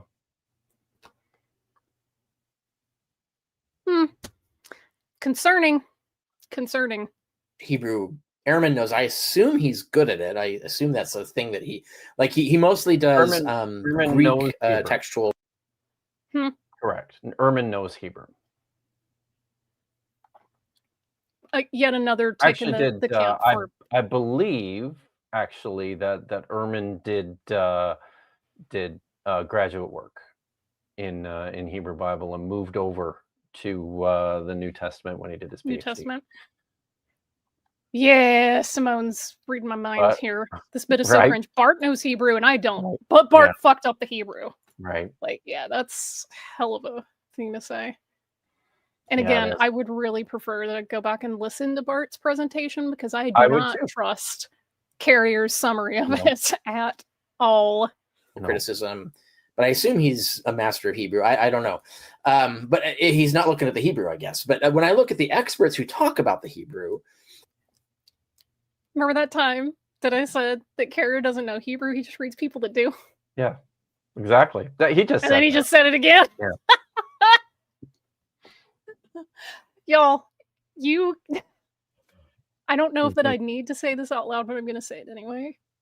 You can't criticize someone for getting Hebrew wrong when you not only don't know the language, You don't understand it. You don't know And- what's going on, right? you assume the person you're saying is wrong does know it, and therefore is more qualified. And See, 3, the best you have is, well, the people that I read. This is not good scholarship. This is not good work. No, it's not. No. This is. they point out that in this passage, so when Ehrman looks at this verse that you have quoted up here, he's like Clinton with the definition of is. Depends on what you mean by is, right? Like, so when it says executed and I think that's probably it. And if it's free, I will need to go and take a look because I am really curious now. But or I have been curious. But again, it's been a week, and I just want to set this up, and then I want to talk about crucifixion in early Judaism. So You got a real distaste. Okay. And I'm a hater. What can I say? He is sloppy and smug. Yeah, agreed. Ehrman's a good guy. Yeah, sure. I mean, I've met him once. Proper scholar. Still think mythicism is right. All right. And? I mean, I have no doubt that Or there's what? many, and that's the thing too. Tons of lay people, and I'm not going to begrudge them that, right? If you think mythicism is right, all I'm going to say is the experts in the field are in virtual agreement about this. That it's not, and it's nuanced and it's super complex, and I'm going to dive into a sliver of that complexity today. But there's a million things to this. The thing about Carrier is like, okay, if mythicism is the way that it shook out, all right, cool. Like, I'm not a Christian, I'm a horse in this race. Also, fair. But the way that Carrier gets there, completely inadequate. Yep. Like, there's people out there, I'm sure, who have made much stronger cases for it, but his work is just not clearing the bar, the lowest bar. So I've read bits of Thomas Brody's approach and I disagree with him too. But I know that that others have suggested other people who are very well read in the field have suggested that they think it's a better case. I don't know if I'd go that far, but it's it's more compelling certainly to some. So yeah, There's people who could reach like a proper conclusion and get there in the most improper ways, and that's probably where my categorization of this guy falls. this is Yeah, I said that not, kind of one of this the last is times. not the problem, by the way. That Yeah, it's is not the problem, but it is something that I have a problem with for sure when it comes to history. Math is not going to get you all the way there, but again, that's just me. Okay. Do you hang him All right. on a tree? Ehrman is reading that as a conditional, which means like, oh, just like, so you execute a bunch of people. Occasionally, you might hang them on a tree. So like, and if you hang him on a tree, right? So it's basically. I do want to note that in the Hebrew, that particular verse in Deuteronomy does start with the word key, which is a conditional, but okay. Yeah. So we're not there Okay. yet. You're jumping ahead. So stop doing it. Okay. Distributing the when. So when someone is convicted and when you hang. So it's like two conditions, and maybe they're not always met. But the Hebrew is actually harder than that. It's actually a more forceful conjunction. In a legal text like this, it implies that this is a consequential and, meaning that it's like when you drive your car and travel to Miami, it's a consequence. It's not like an additional, like you can't drive to Miami and not also travel to Miami, right? So it's like a consequence of driving is that you're traveling. And there's other examples of it, consequential. Not if you're a sovereign citizen. I'm not driving, I'm traveling. Oh my God. Yeah, I can tell you right now, this right here, what he was just talking about, this proves to me he didn't actually read the tractate in Sanhedrin, Mishnah or Talmud. Because they have this entire discussion and try to litigate, do you put him to death first and then hang him? Or do you put him to death by hanging him? There's a whole freaking, it's like 3/4 of that. Yeah, they have a discussion about this. No, it's how that like particular page opens up. But yeah, what he was just saying, like, oh, he's trying to relitigate something that he wouldn't have to be like doing live on this live stream with GE if he had read Sanhedrin, because they did it. That tells me he hasn't read Sanhedrin. So he's acting like this is a new like conclusion that he's reaching in the moment. So just when I think that my standards for this guy can't get any lower, finds a new way to surprise me. I guess that's something. Okay. Yeah. Conjunctions. And so this means when you basically, it's like whenever you execute someone, then you also hang them on a tree. And when that happens, so it's all is one thing. When that happens, then you follow this rule. So this verse is actually strongly implying that you should always do this, right? It's just, or it's really just assuming that it is always done like that. And you quote Galatians 3:13, where Paul's assuming that, right? Like he's assuming that that's exactly the case. And when you look at all, let me just prove that to you real quick. It's driving me insane. 46b that we read earlier. That's the Talmud. Yeah, I know, but no, this is also linked. I know that he's talking about the Mishnah when he was citing the Talmud earlier. Right, but he's not now. He's not now, but when he earlier cited it. Right, but that was in the other source, right? And he doesn't actually cite the Talmud in OHJ. He cites the Mishnah. Right, but again, like the book that you pulled up when it was going into this and we checked the thing, the verse right before where I started reading. Yeah.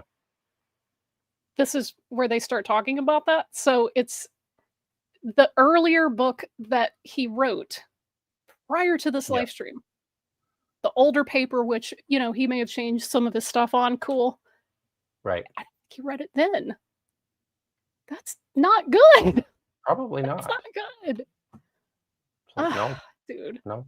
all the rabbinical commentaries, like all of them, they all say this. I link to them. You can go to Sepharia and see, like, yeah, it's that's wild, what this means. right? That's what the mission is. It's wild that he's reducing the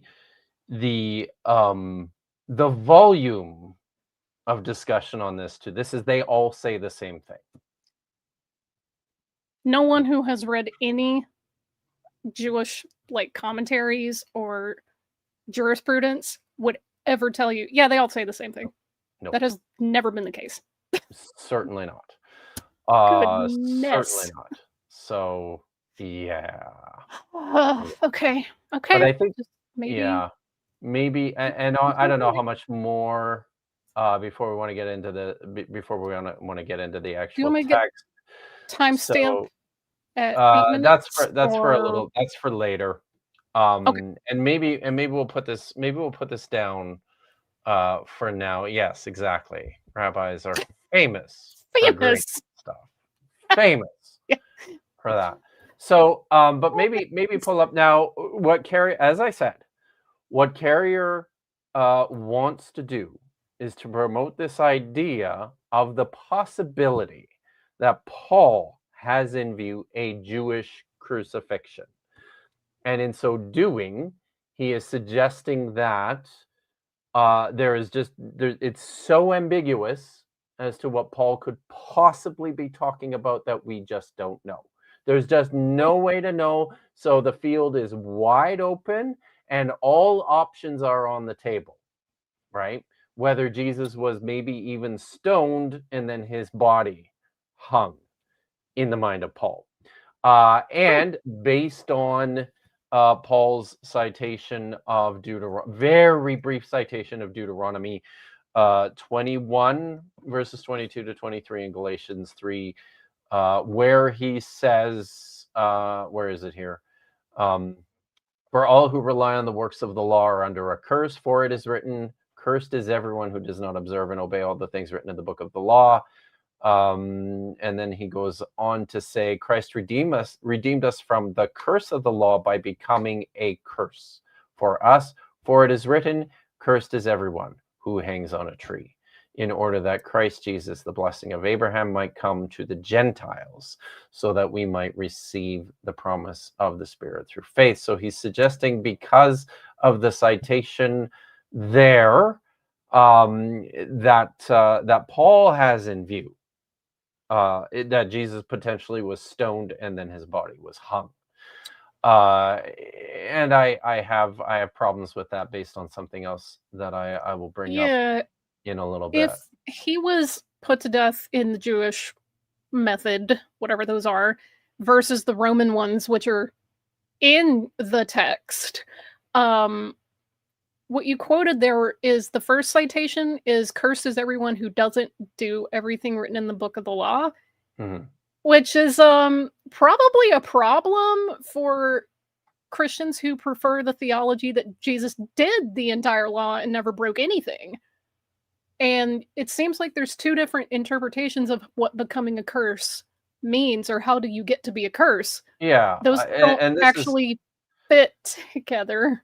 No, and I think like this is something like that's a lot of us too, right? Like there are, I believe this is something that scholars of Christianity debate in terms of what exactly Paul is even getting at when he's talking about the curse of the law.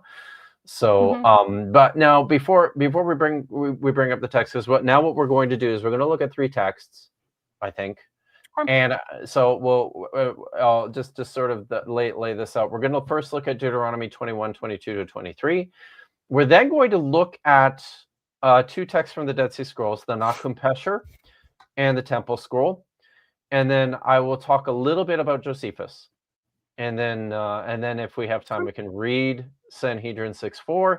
And then I want to finish up with another text from Paul, which I think really raises some serious questions about how we should understand what's going on. But maybe before we do, if we have a couple of, I think we've got some super chats, so maybe we want to run yes. Don't remember. I'll just pick wherever I have them. Sticks, Trees, and Treats. Thank you, Lo, for all that. Actually, nice I think I skipped some. I'm just going to go backwards. Sorry. Tad, hey, I'm taking an Intro to New Testament Studies course. Why was this textbook written by someone who doesn't know the history of Christianity? What? He thinks he knows. He's talking But about. I don't know. That could be something else. Maybe that's his textbook. But damn, I'm a student of Antiquity Yes. of the Jews. Represent. Yes. Robert praises the Pete Hegseth of Jack. Oh. And then there's Lil. Wow, you guys are so great. Ouch. Yeah. And Dr. Kill. Thank you, Lo. Good Cat Valley, Bad Catholic. Revision, decoy spinning, recovery edibles. Fun. Bless. There you go. Called Simeon for the vision break. Everybody feels so bad for me. Kip's okay too. I crack myself up. Kip translating without me is rude. You're gonna come and translate Hebrew with me, Lawrence. You should. You should do the Hebrew reading stream together. Should. Get him on. And yeah, like our Calvin Blob saying, as it goes in the Mishnah, Ben Yonah said X, and everyone also said, very cool. I also now think X. Right? Yeah, That's exactly it. That's exactly how it went. They definitely don't dunk on each other. That's how it always goes, right? So. What was I reading the other day where it's like a guy gets up and makes an argument, and then one of the other rabbis is like, why are you having this discussion? You're an expert in these other two topics. Go sit down. Yeah. It's like reading a message board. It's great. Yeah. Yeah. Okay, are we going to the slideshow? Yep, No? let's go to the slideshow. Okay. We're going to start with Deuteronomy. Next slide. Deuteronomy 21, 22 to 23. Here is the text. Now, if a man is guilty of a death judgment, literally, then execute him and hang him on a tree. Do not leave his corpse on the tree, for you must absolutely bury him. That is the infinitive absolute construction there with the verb. This is a critical point. That very day, since anyone hanging is a curse of God, so the land shall not be defiled, which Yahweh your God is giving to you an inheritance. So a couple of important points to note. Carrier, the reason he botches his understanding of the Hebrew here is of what's going on in the Hebrew here is because he can't read it. So he has no idea what particle to even point to talk about this being conditional or circumstantial. So this is v'ki at the beginning, which is a condition. Right before this, it talks about the penalty for stoning people. Stoning people for capital offenses, and then it follows up that if a man is guilty of the death judgment, then execute him and hang him on a tree. So this is it is a little ambiguous in terms of if this is something you always do, or if this is something that is conditionally provided for you to do. So you're either stoning people and then just burying them, or you're stoning people, then hanging their corpses on a tree, and then burying them. So those are what's in view here. The real point of this ruling is the critical section here. Kilat Elohim Talwe. A curse of God, literally, is anyone who hangs. Right? So, because of that, you can't leave him there. You can hang him up for a very brief temporary period, but that same day, he has to come down. Otherwise, the land is defiled by the curse, and you can't do that. So that's the point of this ruling. Now, the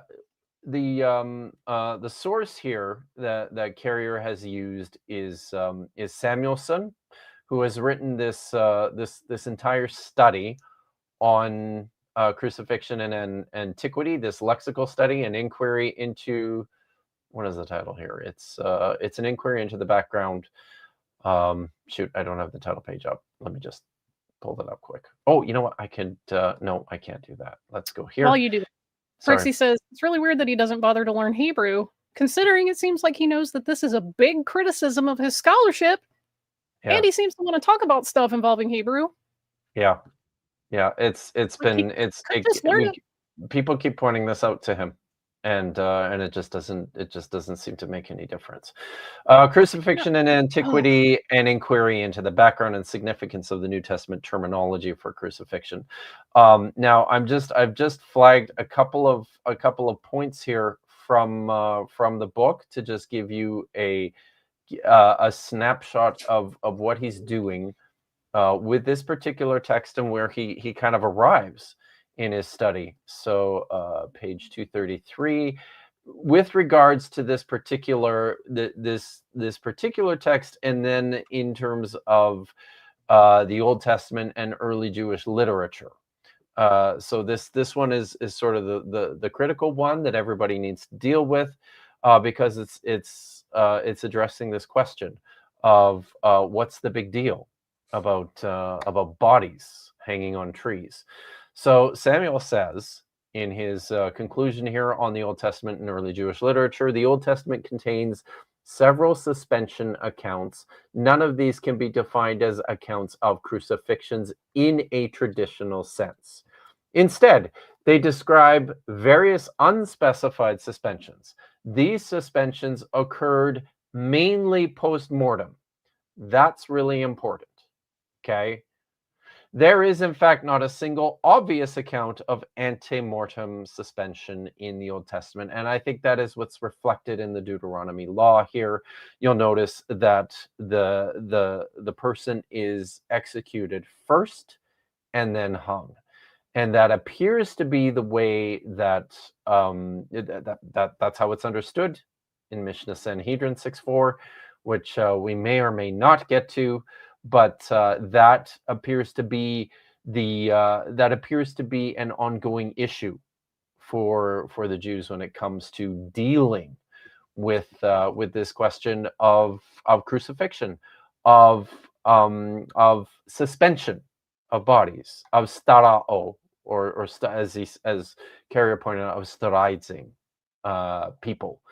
So what do I have here for? There's a couple other things I thought to read.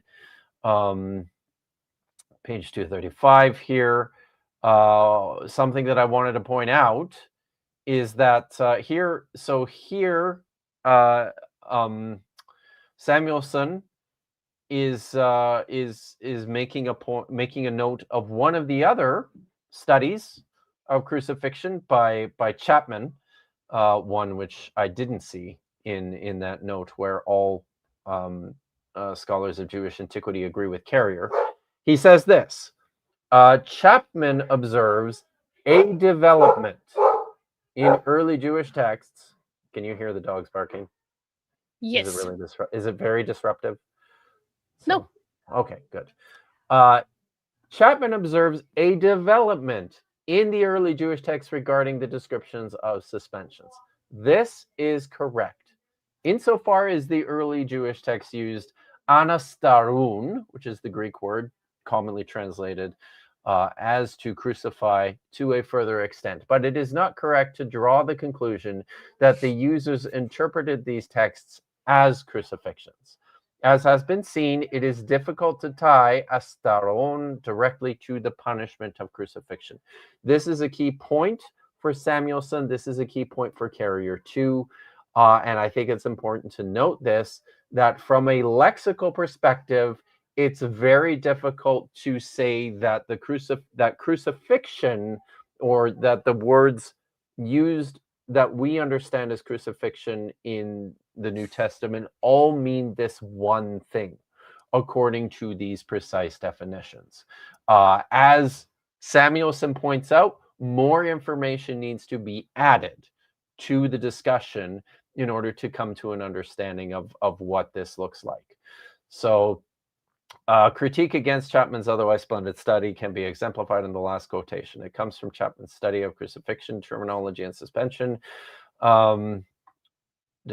let's see, was that? So yes, while one might be able to speak of a general method of crucifixion in Roman practice, in fact, there were many variations on execution by suspension, though the same Latin and Greek term designate both the variations and the norm.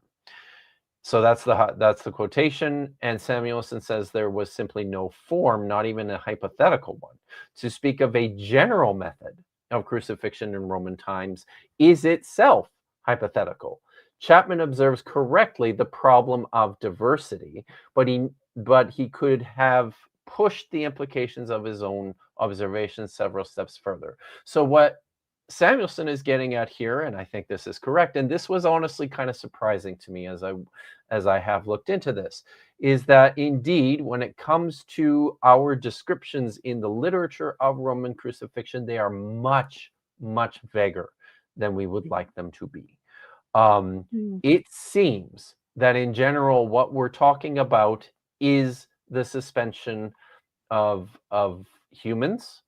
I think a crucifixion in the understanding in early Jewish perspective hinges on this question of whether it is ante-mortem or post-mortem. Are you just hanging corpses, or are you hanging people up to execute them? That's the critical question for Jewish readers of the texts. Okay, does that make sense? To read the Mishnah and the Talmud. Pardon me. So it'd be a good time to read the Mishnah and the Talmud. So well, we're not going to read the Talmud. Directly talk about this. And it's super fucking late. So, but maybe if you wanna bring Mishnah 6:4, maybe we will look at that now. Let me just show you, and there's a reason that I have them both up. There's a reason that I have them both up. Okay. Okay. Fine. I know. I know you're like, but he's citing the Mishnah, not the Talmud. I know. There's a reason I'm doing that. Just be quick. It's almost like there's a method to my madness. Just be quick. Of course, the thing. I'm going, man. I talk a lot faster. Okay. So, Mishnah Sanhedrin 6:4. This came about before the Talmuds were codified, and I will make the text embiggened. Okay. So, they're talking about stoning people. How far away do you do it? Yada, yada. They're quoting some stuff, talking about the world to come. When the condemned is at a distance, whatever, they take off his clothes, cover his genital modesty's sake, and the person is stoned naked. The woman is not, for modesty's sake. The place of stoning, twice the height, yada, yada. They're going into the details about that. And his stoning is by everybody, the whole community, and they quote the proof text, Deuteronomy 17. The corpses of those who are stoned are hung after their death. This is what Rabbi Eliezer started going on. And then the next discussion is, is it just idol worshippers, or is it like idolater, like blasphemers? And you're like, but what does that prove? By itself? Nothing. But expanding on that, the later Talmud goes into this. And I will also make this a little bigger. Sages are teaching, where are you getting all this from? And they say, hey, I would have said that first they hang him and then they put him to death, which is what you were asking. Is this pre or post-mortem? Right? And then they quote the Deuteronomy text like, hey, this is the thing where we're referencing. Teaching first, they put him to death, and then they hang him after. And then they delay burial until nighttime. And if you don't, then you're violating a mitzvah. But they directly have this conversation. Is it pre or post-mortem? The hanging. Yes. Yeah, and then Mishnah Sanhedrin goes on and they mention some like historical stuff. But then it says, how do they hang the corpse? How do they hang the corpse? They sink a post into the earth with a piece of wood jutting out. And they place his hands one on the other, and they hang him by the hands. And then Rabbi Yosef, because they don't ever agree on everything ever, says, oh, well, they actually don't sink the post into the ground. They just lean it against the wall. Just lean it against the wall. And then they untie him. Like immediately. But you can't leave him overnight, and then he cites. Leave him overnight. Yep. So like these are playing into each other. They're having the exact same arguments, and these are not new questions. No. And I will say, I think if you take an an historically sensitive, culturally sensitive approach to these texts. One of the reasons this is such a big deal probably has something to do with the crucifixion of Jesus. It probably does. That is a factor in how the rabbis have started to have reinforced the rules in this discussion, and this is something that we will get into with the next couple of texts. So that's good. Thanks, Fish. Thank you for being quick. You got it, dude. All right. Yeah. Okay. So I want to read this little bit here on the conclusion. What Samuelson says of the punishment. What then can be said about suspension punishments in the Old Testament as an answer to the second basic question? In the end, no suspension accounts can be labeled crucifixion accounts in a traditional sense. All texts refer to various suspensions of humans which occurred post-mortem and possibly ante-mortem. We'll get to that. These diverse suspensions are performed by both the people of Israel and their adversaries. The texts from the Apocryphal Old Testament do not add much. The Dead Sea Scrolls offer 2 texts about suspensions of humans. In one of them, it is even stressed that they were alive, an executionary suspension. But it is speculative to go beyond this notion. The common assumption that the Dead Sea Scrolls contain references to crucifixion cannot be upheld. However, the scrolls tell once again that suspension punishments were part of Jewish society. So, with that, it's probably worthwhile going to these. Did I have? Was that it? I think I have one more here, and maybe then it's probably time to go to the next text, which is the Nahum Pesher. Yeah. What did I have here? Hell 306, yeah. 307. So, and this is why. So, okay, this is from the conclusion of the book here. All right. This is where Samuelson ends up in his study. The frequent and colorful depictions of crucifixions and the death of Jesus mentioned in the previous chapter are essentially without support in the studied text material. Neither biblical nor extra-biblical texts up to the turn of the 1st century offer such detailed descriptions as the mentioned scholars do. These scholars seem to imply that all texts in which the terms occur are crucifixion accounts from which they can extract information, and despite the text diversity, add it together. The problems connected with this scholarly procedure have been the topic of the present investigation. He says, it is not impossible to find references to crucifixion in the ancient text material, but it takes more than the occurrence of a single term. It is not, of course, possible to draw the conclusion that crucifixions did not occur. There were probably suspensions in ancient times that cohered well with the suspension of Jesus. Yet, that is not the problem. The problem is to determine with a decent level of probability that a text describes such a punishment. The overwhelming majority of texts are simply not comprehensible enough for that.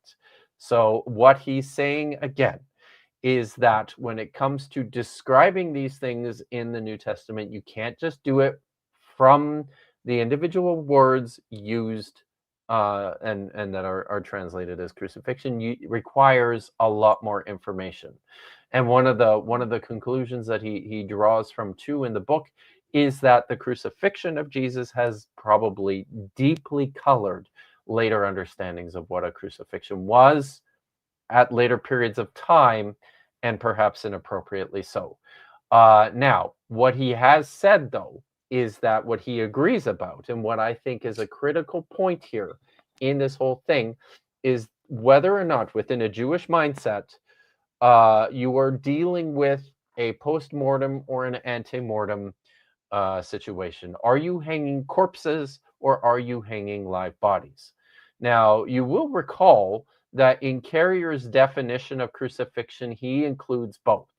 A crucifixion can be either post-mortem or ante-mortem, and I think that's a mistake.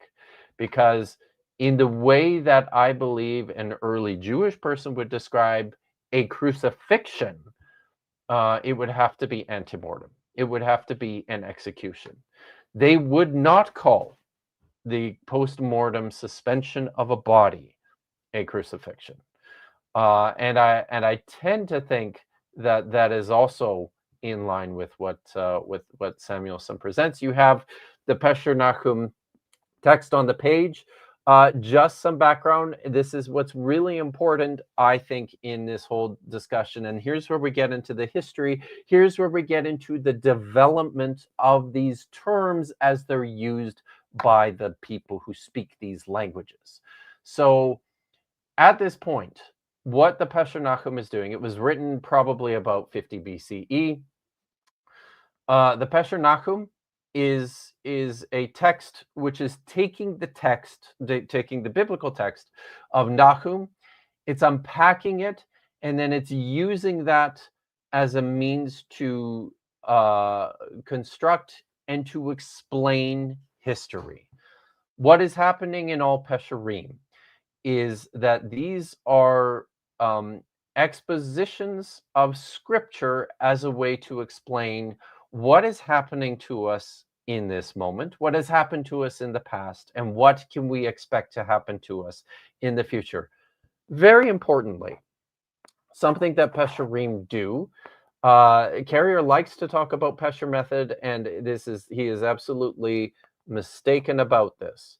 He talks about Pesher method as the basic exposition of scripture by Jewish people to explain things fairly broadly. No, very importantly, so-called Pesher exegesis, the stuff that we would focus narrowly on, this is all stuff that has to take place in history. This is all real life situations that we require explanations from scripture in order to make it meaningful.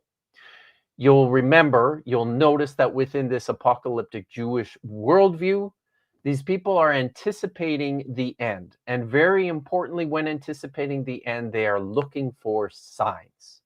They are looking for markers in their day-to-day lives, which indicate that this is a movement from God, which is why it's so important to pull your information about what's happening in your day-to-day life from what you read in scripture.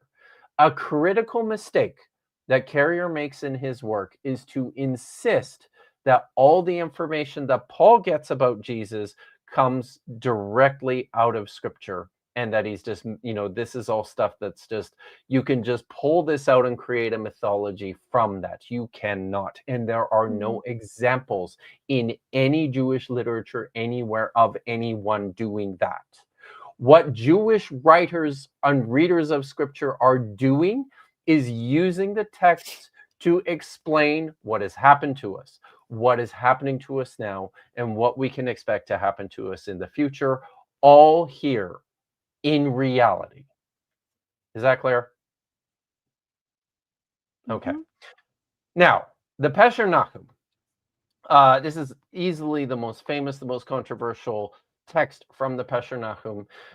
This is a text that was written in around 50 BCE, and we can be fairly confident about narrowing the time of its composition, because on the basis of the dating of the manuscript, it looks like it was probably still late 1st century BCE, and it describes things that have already happened as late as 68 BCE.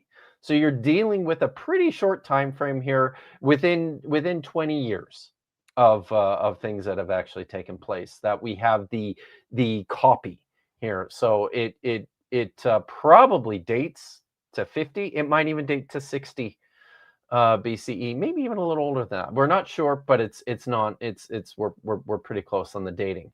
Now, in this section of Pesher Nahum, the writer is describing what appears to have been a real critical moment in Jewish imagination, and this was an event when the Sadducean ruler from about 120 BCE, Alexander Jannaeus, was not a great guy. The Jews, most of the Jewish people who are reading these texts are not big fans of Alexander Jannaeus in Roman times.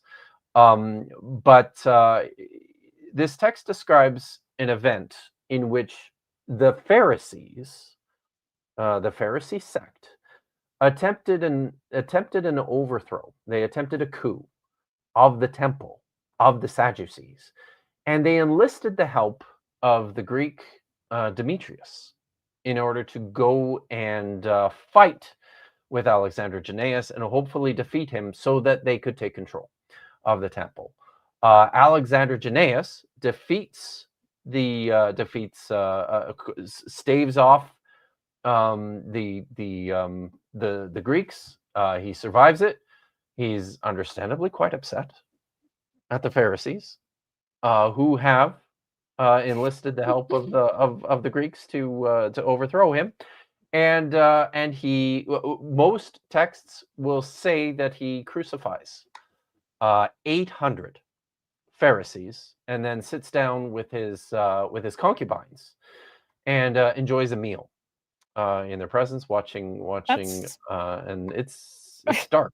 That's some Vlad Tepes level of stuff there. So this is an event in Jewish history. This appears to be an important event in Jewish history, and the reason for that is because this is one of the few things that we know about from the reign of Alexander Jannaeus from multiple sources. It's something that Josephus talks about, but not just Josephus. It's here in the Dead Sea Scrolls. In Pesher Nahum, they describe this event, and here's what they say. A dwelling for the wicked demons, or for the wicked nations. So that's the end of the previous Pesher. And now the writer here is moving into the next part of the text of Nahum, chapter 2, verse 11.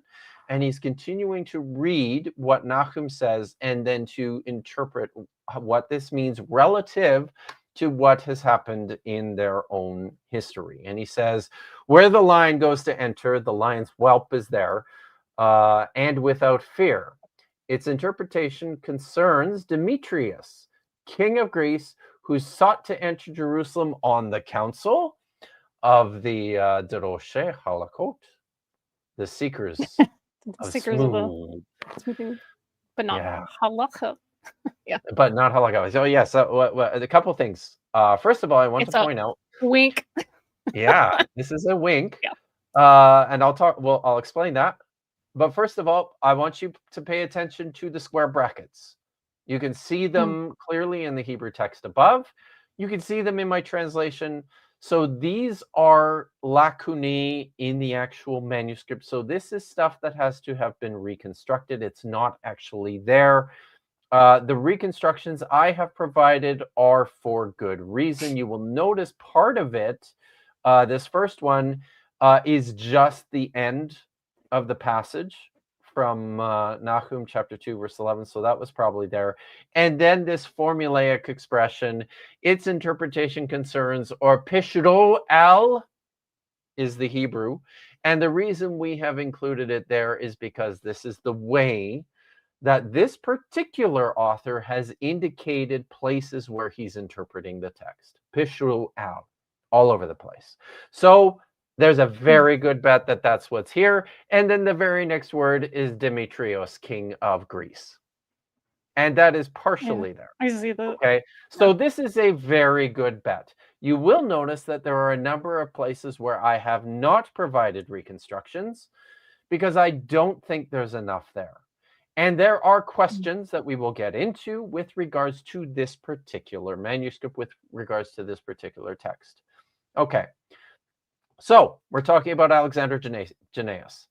And then there's some stuff missing, and it continues.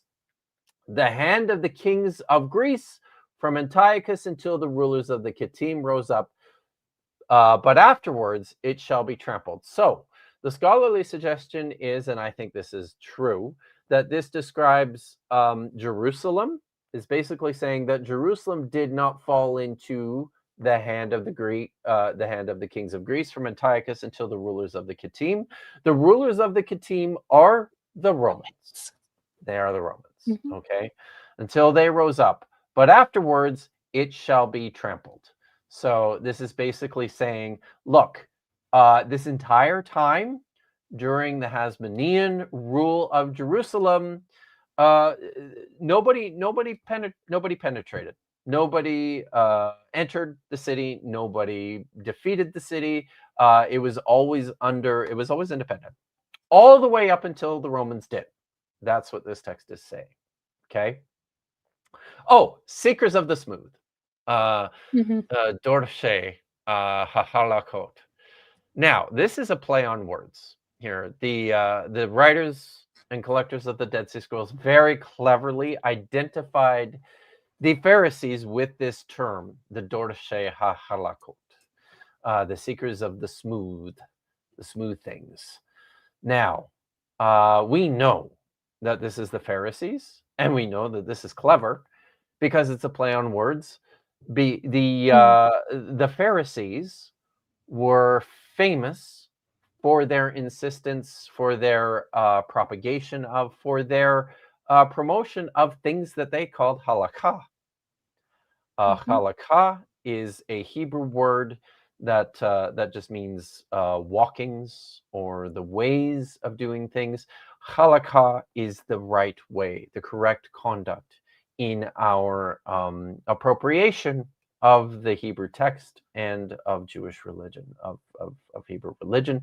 So now they have the writers and collectors of the Dead Sea Scrolls identify these as Dorshe, seekers of halakot, but not from the root halak with a kof, but from the root halak with a kof, which means smooth or easy.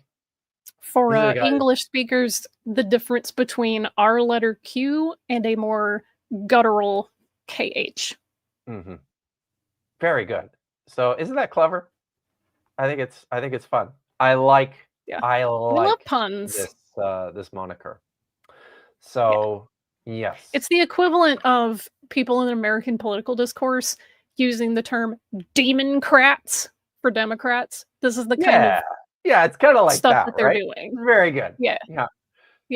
So also the Pershim or Pharisees, that's not really a title that they used for themselves, like being separated. No. That's something that was put on them by other people who weren't them. Exactly. That's very good.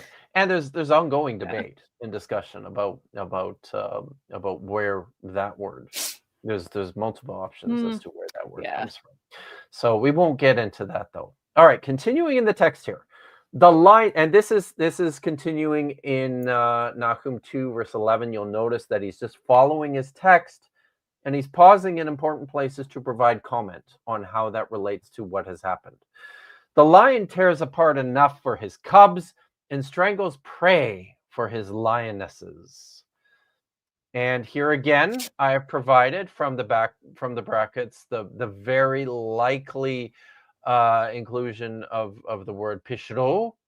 Its interpretation concerns the Lion of Wrath, who killed some of his own great men and the men in his council.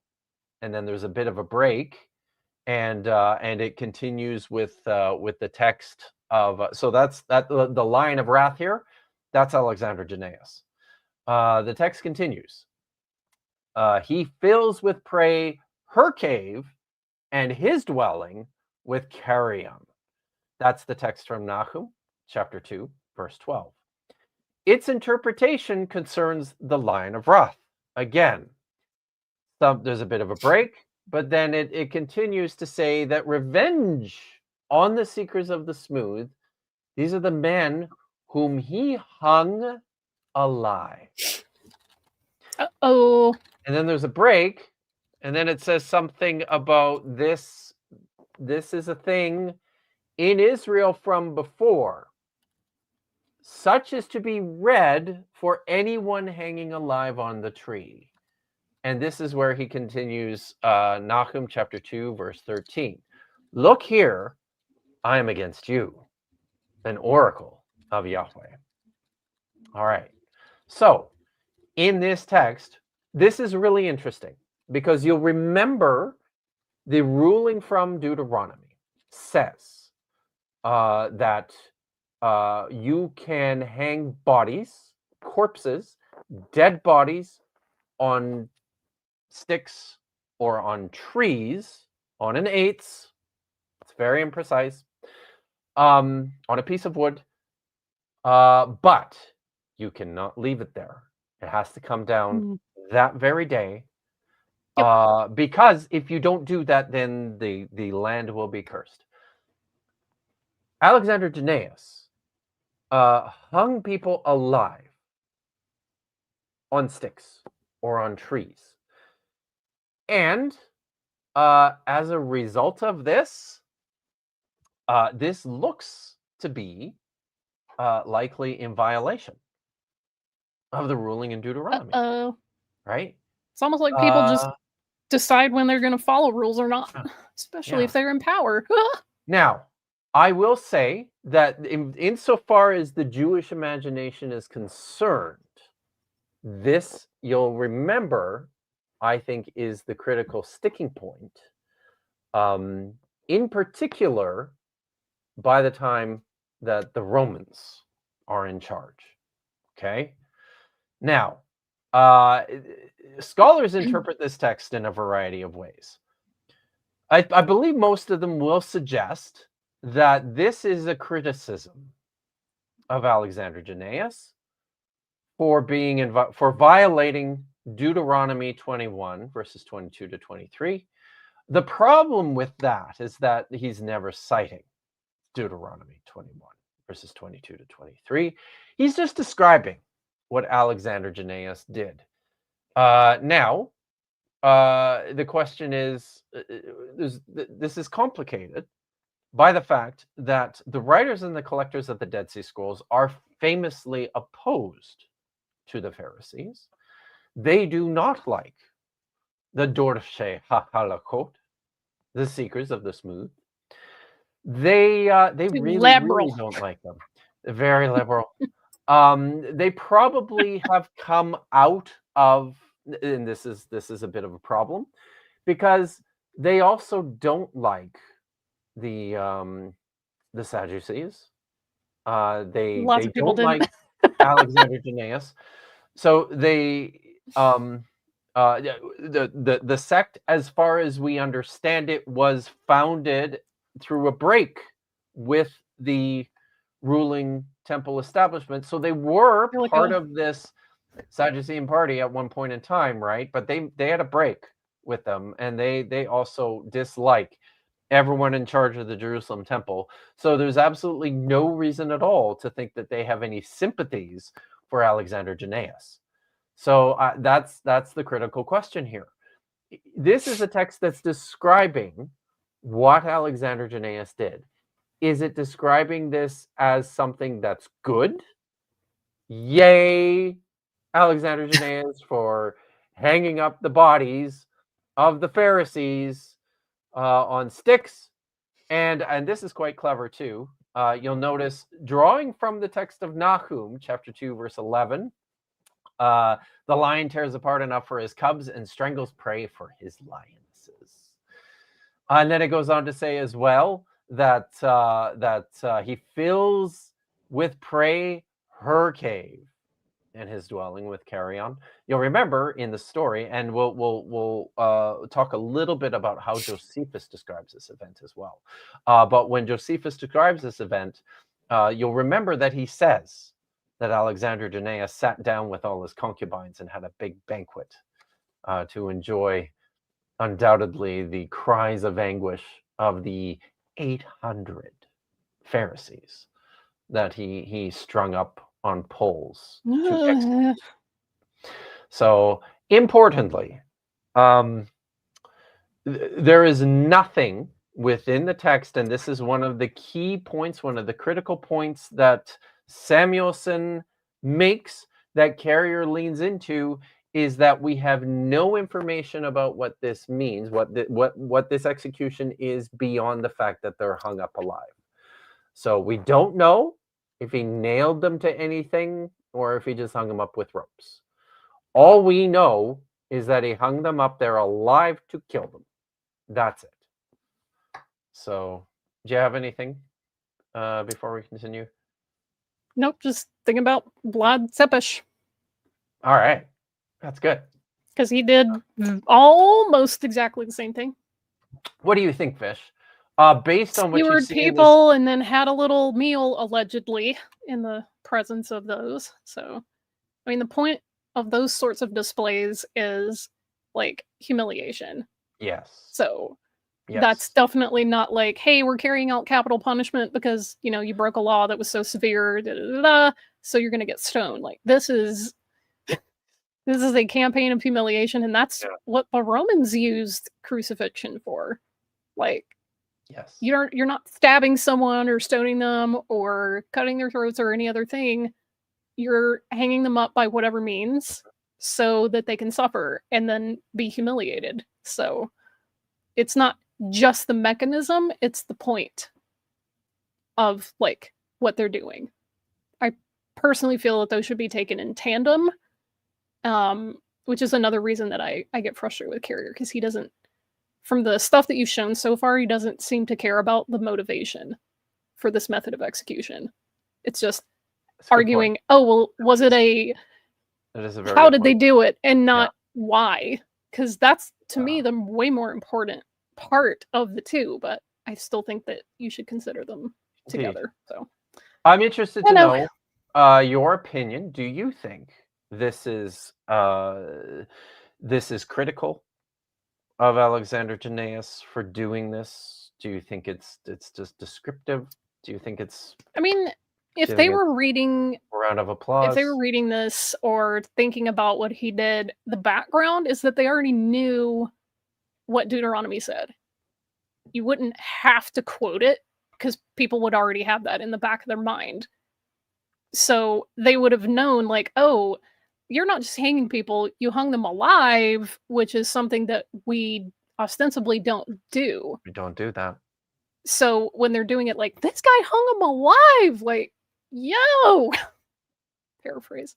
Yeah. So I would hazard a guess that the missing text in brackets there on the penultimate line, men whom he hung alive, you might find something in the original text, something as like, such as never been done in Israel before, because I find similar phrasing in the Hebrew Bible. So that is a yeah, suggestion, anyone hanging right? alive on the tree, and then they say, you know, look here, I'm against you. So yeah, I don't think that they're a fan. They're probably just like, this is beyond anything that's ever happened. Like, this guy didn't just kill his enemies or whatever. Like, he left them up there a lot. Like, nobody did that. Yeah. So we will now Shock. we will have to talk about the Temple Scroll next, and this will provide a little bit more information here. But I will say now something that's important to note. Just hold on before we move on. Something else that's important to note here is that, as I mentioned, as Samuelson mentions, now there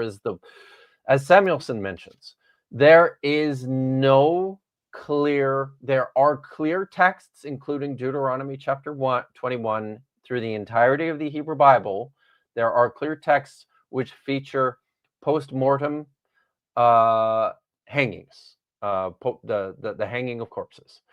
There are no clear texts anywhere in the Hebrew Bible which indicate ante-mortem hangings of bodies or suspensions, meaning that these are, executions. There's nothing like that in the Hebrew Bible, for very good reason. Every single text that describes or discusses crucifixion in the Hebrew Bible was probably written prior to any kind of knowledge of the what am I saying here, of the Persian But the Persians are credited with really inventing this this executionary method, really Hmm. popularizing it. They're the ones who kind of brought it into wide usage. All of these texts were probably written before that, except for, and I think this is interesting, except for probably Esther. And now you'll remember in the text of Ironic. Esther, in the text of Esther, which also is a novella about a Persian Hmm. a Persian Jewish family, and stuff that took place in Persia. Very interestingly, Esther's the only place where this verb in the Septuagint text has been translated differently from all those other places in the Hebrew Bible. Hmm. I think this is an historically significant point. I don't think it shows that this particular word always in this starao. I don't think, don't mishear me. I don't think that means that this particular word starao in Greek meant crucifixion to the exclusion of everything else, all other types of hangings.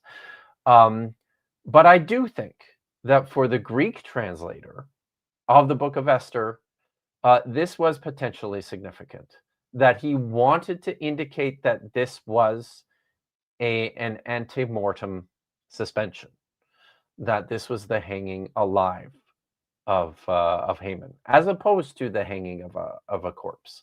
So chose to use this particular word, chose to distinguish it from the earlier mention in the text of the hanging of the two plotters against the king Ahasuerus, as he's called in the in Esther, and I think in large part just because of the amount of vitriol that late Second Temple Jews had for Haman.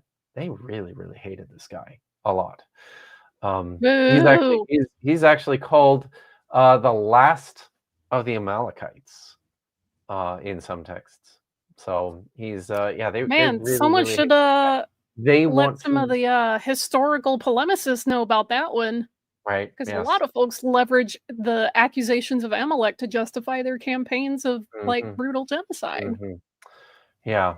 So maybe before we move on to the Temple Scroll is a good time just quickly for me to, I know I'm going out a little bit of order in my notes here, but I'm just going to read Josephus's description here of what Alexander Jannaeus did. And this appears in Antiquities 19. Not and at this point, I'm not reading my favorite book, Antiquity of the Jews. I'm reading Antiquities of the Jews. Okay. 13. Sorry, it's 13, 379 to 83. Here's what he says about this. Alexander thereupon fled to the mountains, where out of pity for him at this reverse, 6,000 Jews gathered to his side. And at this, Demetrius withdrew in alarm. But later on, Jews fought against Alexander and were defeated, many of them dying in battle.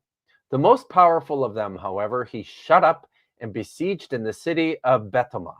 And after taking the city and getting them into his power, he brought them back to Jerusalem. And there he did a thing that was as cruel as could be.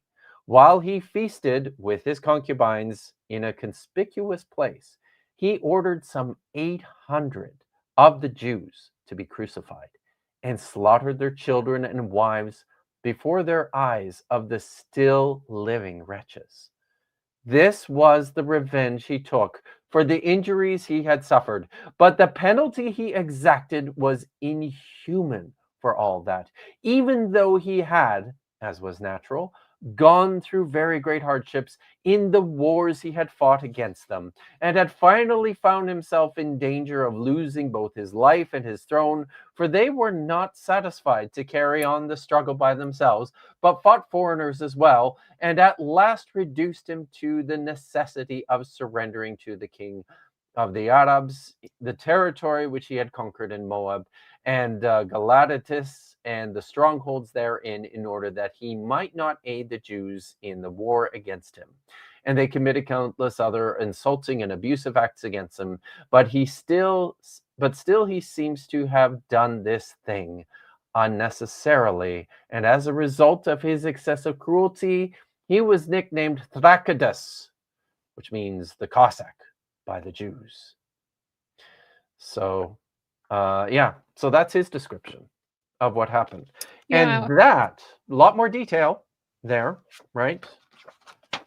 I was going to say, James Campbell earlier in the chat had written, it's not like the Dead Sea sectarians were not intense in their scruples, like vis-a-vis observance, that they would write a treatise, like a yikes treatise speaks volumes. And like even Josephus, you don't have to be a fan of the Pharisees to go, yo, that's extreme. Yeah. And but that seems to be the case between the Nahum Pesher and Josephus. So they're going, okay, here's there's what a couple happened. things. There's a couple things going on here that I would like to introduce to this as well. So one of the things that has happened in the interim between the time of the Nahum Pesher and when Josephus is writing is about 150 years of Roman occupation and a whole ass war of the Jews against the Romans, who were not shy about crucifying people. So 150 years of that, what does that do to someone's perspective on this?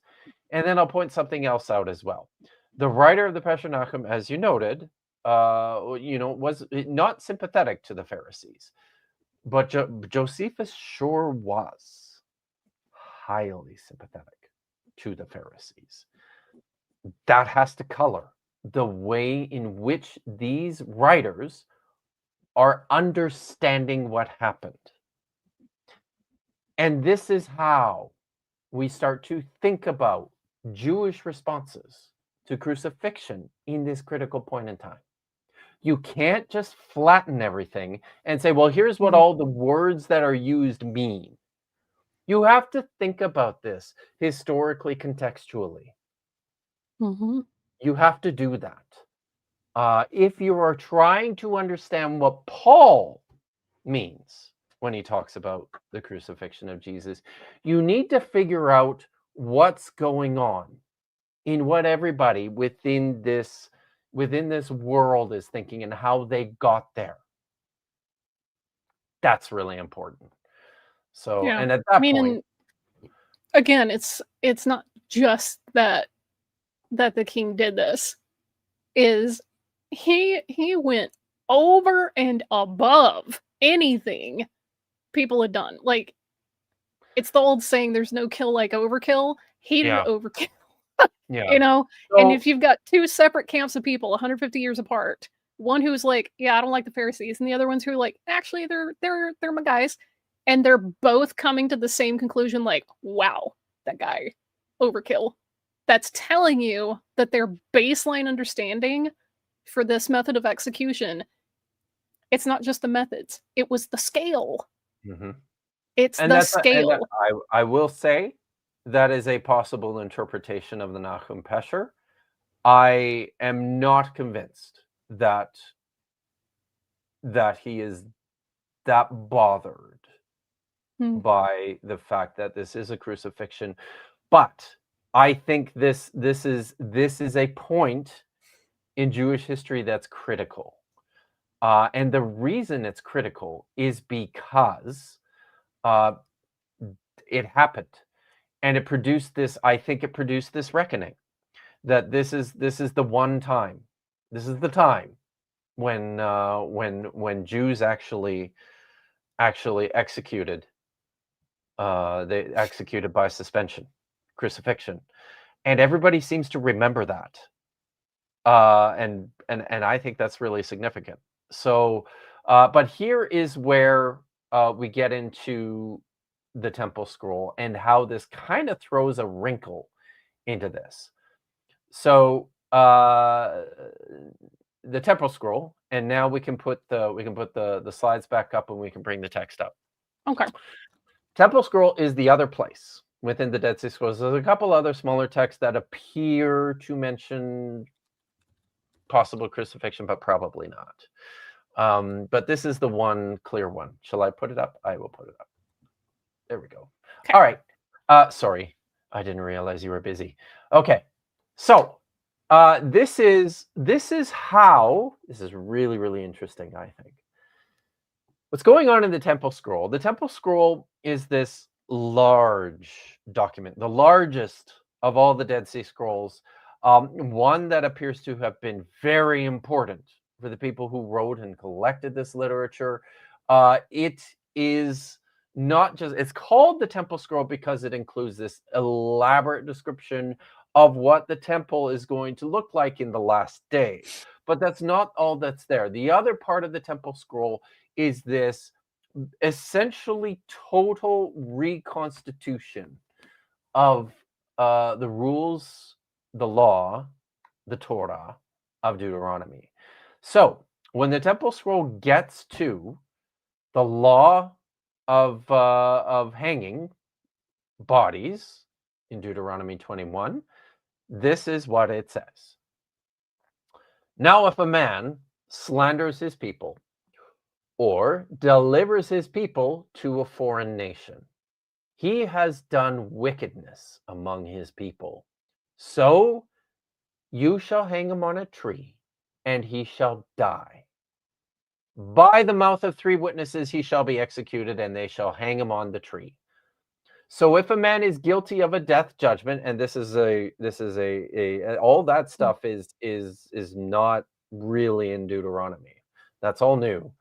But here is where the actual text is repeated. If a man is guilty of a death judgment, and he flees to the midst of the nations and causes my people and the sons of Israel to be delivered into. Sorry, I messed this up. You're missing a clause there. To be delivered, yeah, causes them to be delivered into the nations. You shall also hang him on the tree, and he shall die. Do not leave his corpse on the tree, for you must absolutely bury him that very day. Since anyone hanging is a curse of God and men, so the land shall not be defiled, which I am giving to you an inheritance. I'll point to before we talk about a little bit about some of the other stuff, the many interesting things going on in this text. I want to say here at the end, the land which I am giving to you an inheritance. This is a textual change from Deuteronomy. This is not the text that Yahweh, God, is giving to you. This is the text which I am giving to you. One of the distinctive features of the temple scroll is that it has set the law in the mouth of Yahweh himself, which I think is really, really cool. This is Yahweh's Torah. This is the word of, if there ever was a word of God in Jewish imagination, this is it. This is it.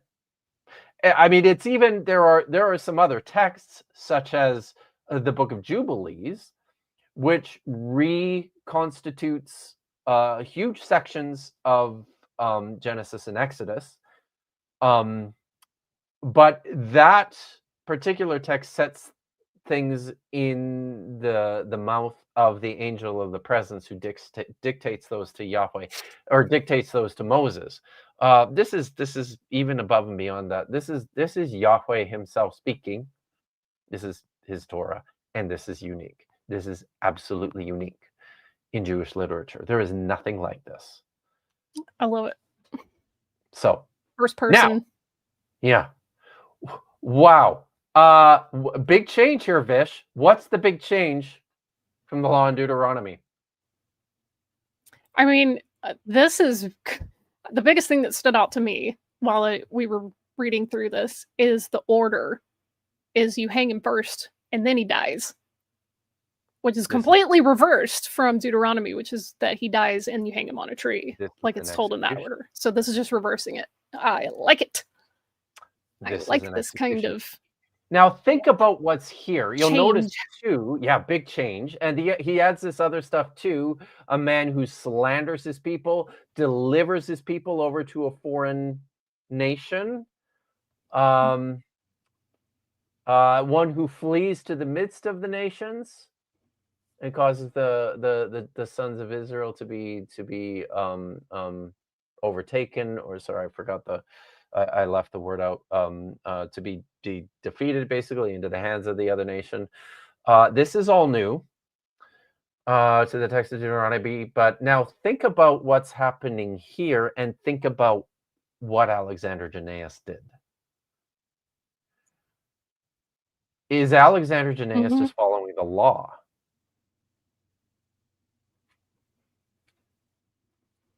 And again, even if this was an accepted execution method, the sheer scale of what he did has stuck out to the point that even like 150 years or so you said later, Josephus is like, this guy. Yeah. He wasn't like, oh my God, he hung people on a tree. He was like, it was 800 people. Yeah. He got the reputation of being like, scholars. Important to note, scholars are pretty dubious about the number. But you know what? Josephus was, even if it was exaggerated, apoplectic.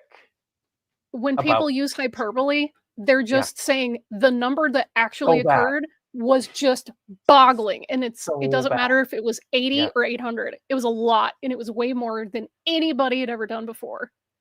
So that's now I think a couple of things to point out. Now I think this adds a wrinkle to maybe what Pesha Nahum is doing, and this is why some scholars, and this is why I'm hesitant to say that Nahum is being really critical of Alexander Jannaeus. I'll repeat myself. Pesha Nahum does not like Alexander Jannaeus, but I think he is just describing what is happening, what happened, in large part because Temple Scroll. We have the Temple Scroll, which actually mandates this. Actually says this is the law. The Temple Scroll was written, scholars will say, at about 120 BCE. It's relatively contemporary with what Alexander Jannaeus did. It's a little earlier than when Alexander Jannaeus did this. Alexander Jannaeus did this in the 80s, I believe, BCE.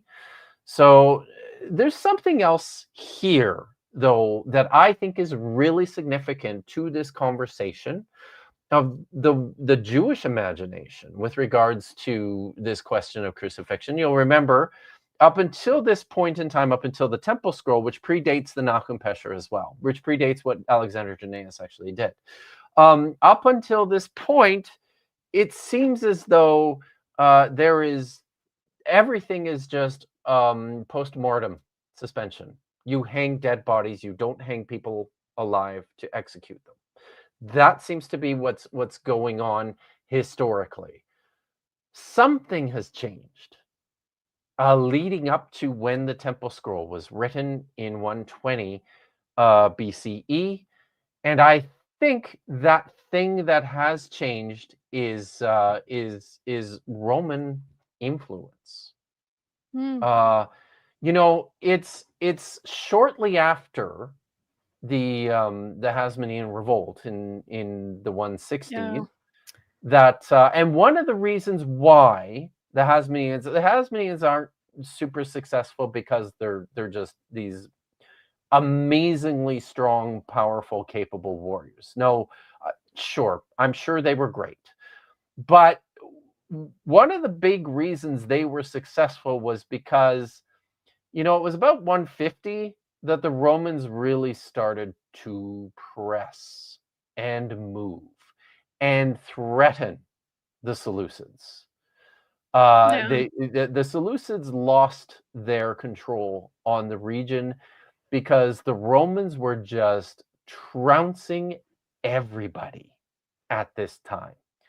So the Temple Scroll was written during this period in time in which the Romans are going out and kicking ass and taking names. They are clearly, even though they haven't effectively entered Judea yet at this point, that won't happen for like another 60 years or so. Even though that hasn't happened, everybody knows that the Romans are on the move. Well, they heard about it. And they heard. They know everybody knows what's going on. Okay. It's like Something else in Joshua where they're like, oh, the cities that we came upon, that this totally happened in real life, you guys. We heard about your reputation. We heard you going through the land and kicking ass and taking names. We surrender. Don't kill us. Like, you're absolutely getting ripples of that. But I was just thinking of something while you were talking about that, is reading this, the Temple Scroll, I absolutely see Alexander Jannaeus going, I'm doing a legit thing because these Pharisees are slandering me and therefore the people. And so I've got legal treason to do it. They went to the king of Greece. Yeah. They went to the king of Greece. You're trying to deliver us over to a foreign nation. So I've got legit reasons to all of you. Yeah. So,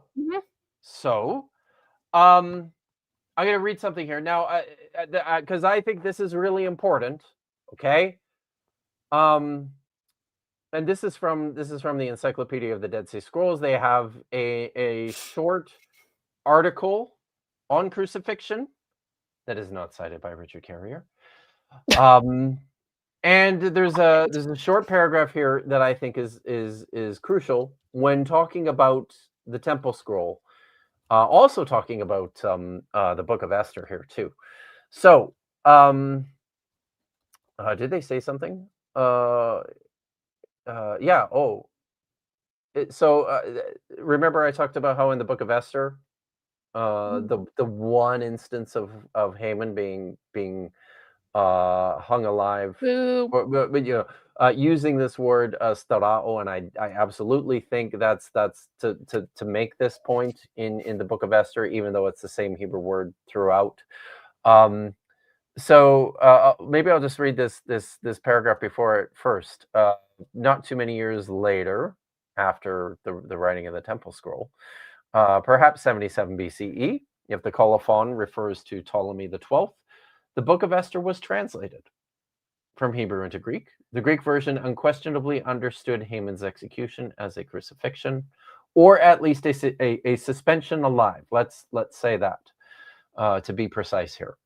For it rendered Esther's Hebrew talah, hanged by the Greek starao, which has a more flexible meaning than just crucify, but I think it's used here the one and only time in the Septuagint to distinguish it from the other places where the usage of the Greek general term meaning to hang is consistent.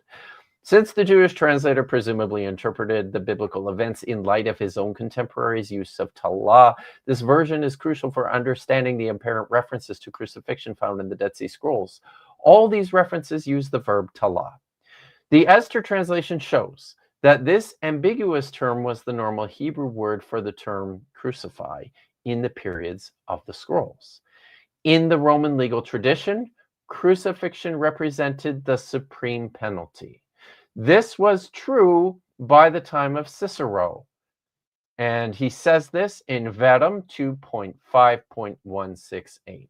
I actually I don't have that particular text. And this is writing in the, I believe, early to mid 1st century BCE.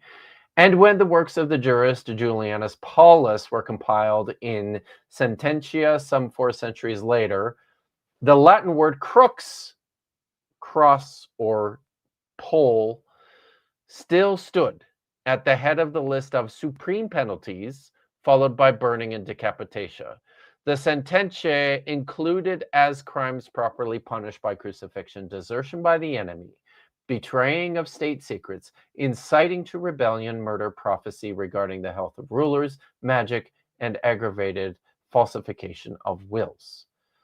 So, I would like to suggest that the reason this appears in the Temple Scroll at this time has to do with Roman influence, has to do with the fact that this is the penalty for treason in Roman law. The writer of the Temple Scroll is basically just piggybacking on that and saying, this is what we should do to traitors. And then it actually happened. Yeah. And from that point, it seems that Jewish observers had a different perspective of this. Yeah. And the reason for that is because we don't know of any other instances of Jewish execution by these means anywhere. So Yeah, I was also going to note that a lot of cultures in the region, even into like medieval Christianity, consider like betrayal to be one of the most ultimate forms of transgression that you could commit, you know? Not just being a traitor against your people, but also like, you know, individuals like Judas, he was in the like last circle of hell and all that stuff. But it was a big deal. And if there's one thing I know about Jewish history is we love fighting each other. We love fighting occupiers and then fighting ourselves while we're fighting the occupiers, accusing our own people of like, no, you're a traitor, you're a blasphemer. No, you.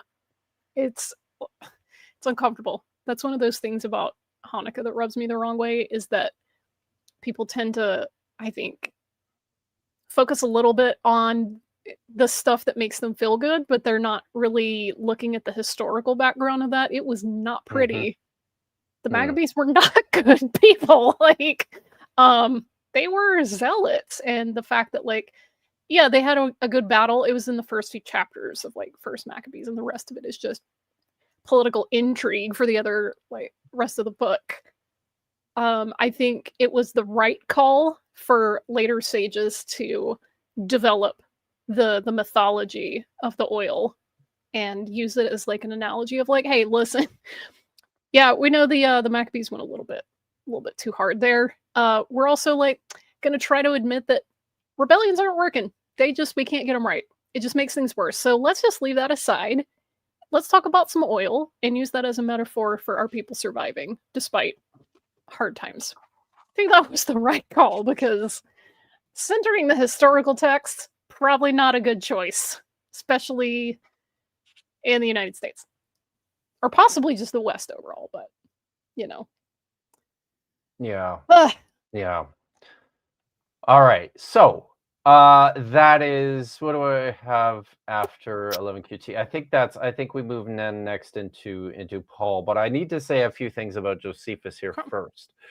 So Josephus, I think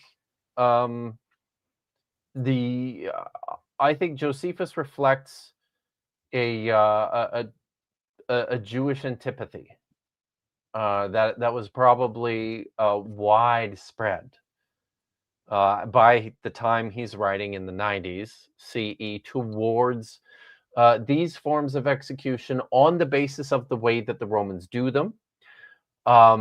This event featuring Alexander Janaeus, and this one time it seems that this thing actually happened, seems to have resonated in the wrong way with Jewish people, because it sure seems like they just stopped doing it. And reverted back to, and we see this again, Mishnah Sanhedrin 6:4, which we read, written quite a bit later, again reinforces this, and I think for a couple of reasons, I think this is just picking up on a general Jewish revulsion by the late first century CE, but then also because of their interactions with Christianity and with this considerable problem of a crucified Messiah. Now, I wanted to say a couple more things what it appears, part of this attitude towards Roman crucifixion. We get some indications from a couple of these ancient sources, not consistently, but there are a few places where it seems as though one of the attachments to Roman crucifixion is this notion that they're incredibly bloody affairs. You'll notice up to this point, we've just been describing within the Jewish mindset, it seems as though the difference right now, the real sticking point is whether you're hanging up corpses or whether you're hanging up people alive. Now, I should say something else as well. Even though this is the law in Deuteronomy, or even though this is the law in 11Q temple, in the temple scroll, that you hang people alive for treason, in some respects, it also doesn't seem to make a lot of sense, because it still confronts this law in Deuteronomy, which says that you have to, you can't leave a corpse on a tree. You have to bury him that day. So, but it doesn't say anything. So, you could read between the lines and say, well, maybe they just killed them all. Maybe the idea was you just kill them all before you take them off the tree and bury them, so that or I don't know. But this seems to be a possible inconsistency here, which makes me think that this is just an idealization. That this is not serious. But we're just, this is the way the Romans do it. So this is what if we ever get that kind of control again, then this is how we're going to do things. And maybe this was the problem, right? Was this the problem with what Alexander Jannaeus did? Was it that, the bodies, they're still alive, and then it, took a long time for them to actually die?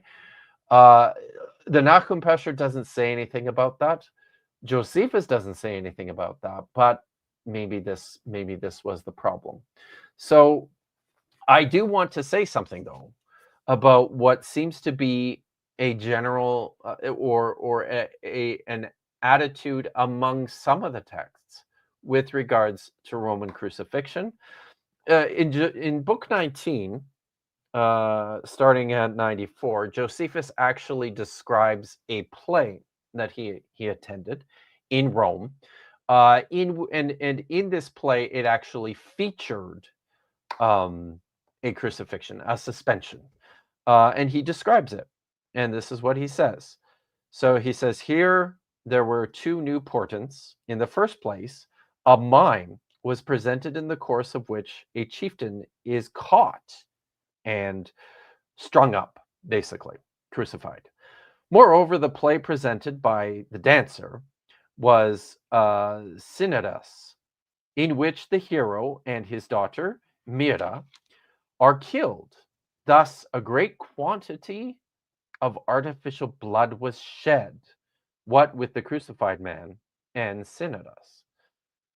So it seems, based on this crucifixion that, or on this suspension that Josephus describes, that he presented in this play, that there is this general sense that crucifixion is bloody. Roman crucifixion is a blood-stained event, and it's also echoed by Cicero again, writing much earlier. He says in what text is this? Sorry, I need to grab the reference here again. So this is in Verum 2:4-26. Sorry, yes. What was that? The scourging that the New Testament refers to, that was more common, right?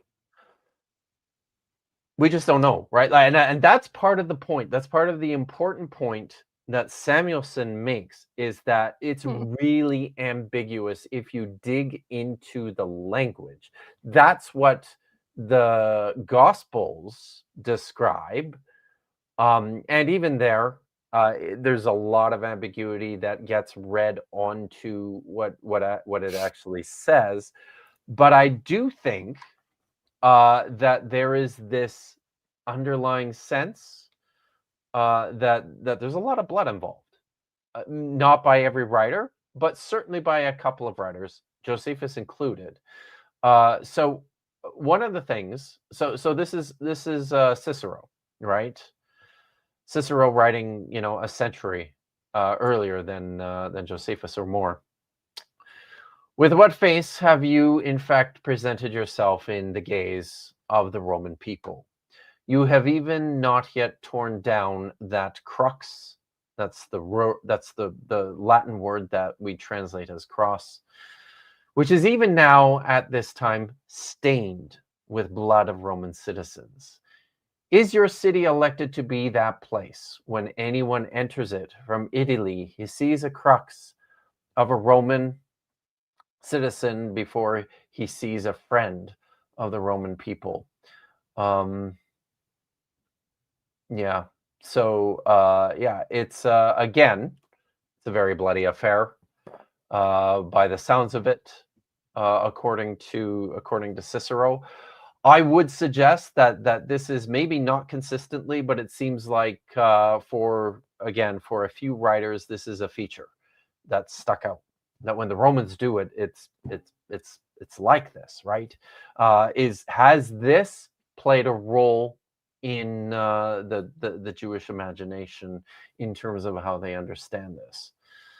Yeah. So I think now to finish up with Paul, Carrier talks about this text in Galatians chapter 3. I read it just briefly. It's basically just a recapitulation of the law in Deuteronomy, right? Deuteronomy 21, 22 to 23. Paul says that we were Christians or humankind was under the curse of the law, and then that Christ became a curse for everyone or for believers by virtue of this ruling from Deuteronomy that he was hung on a tree. Now, Carrier wants to say that this is probably a Jewish execution, and he thinks probably then a stoning followed by or he's saying it could be a Jewish execution, a stoning followed by a suspension of the body for the day before, I assume, taken down and then buried. I think that's problematic, just based on the fact that the curse is what threatens to defile the land, which is why you have to take it down. And the curse is leaving the body up there. Yeah. So that's the curse, right? That's what defiles the land. So if that's what happened to Jesus or to Christ in Paul's estimation, then it seems as though no, not a post-mortem suspension and satisfaction of the law in Deuteronomy, but rather rather an ante-mortem execution via suspension, as Jews seem to have come to understand the way Romans do things, and by this time, the way in which they do not do things because of what happened when Alexander Jannaeus did it. So that's what's going on there. And then I think we also need to take into careful consideration 1 Corinthians chapter 1, verses 17 to 25, which is the next slide. Remember, hanging a body on a tree and leaving it for more than just that day. And the reason why you only hang the bodies on the tree, according to Deuteronomy, according to the law, which is what's active at this point in time for whenever the Jews are actually in a position to execute people, which actually probably isn't very often now that they're under Roman occupation. They're clients and they have someone to answer to. They don't always do it, and trouble ensues. Boy, it always does this. It looks fine when, but the Greek text. I always forget about how bad my Greek text looks when it's going through your. But oh well, it's there. If you can read the Greek text, I'm sure you can stumble through it, even though there's a lot of problems there. If you don't read Greek, then don't worry about it. So, but that's this is a text. It's a curse.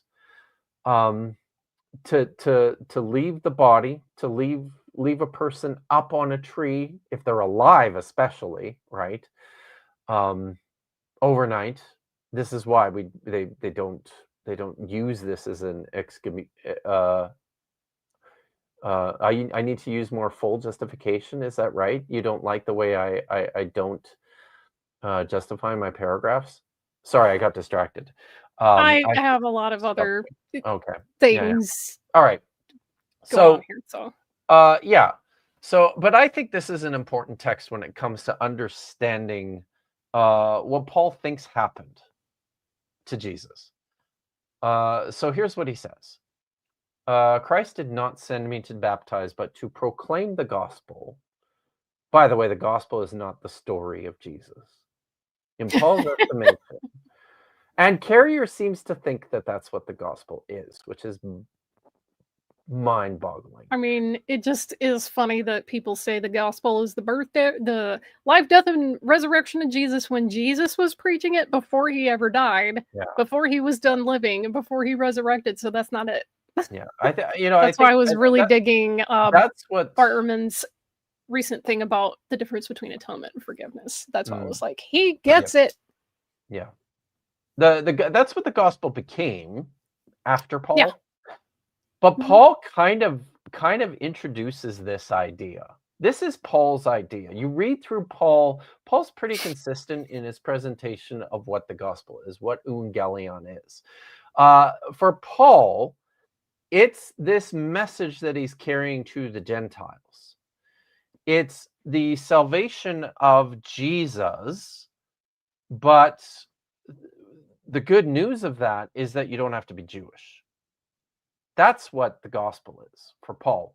It's that you don't have to subscribe to Jewish dietary customs and, most importantly, circumcision. So that's and this is the point of contention that he has with the Jerusalem church. This is the point of contention that he always has with people he identifies as the Judaizers, the Jews. Oh no. Because they're putting all these unnecessary things on Roman converts.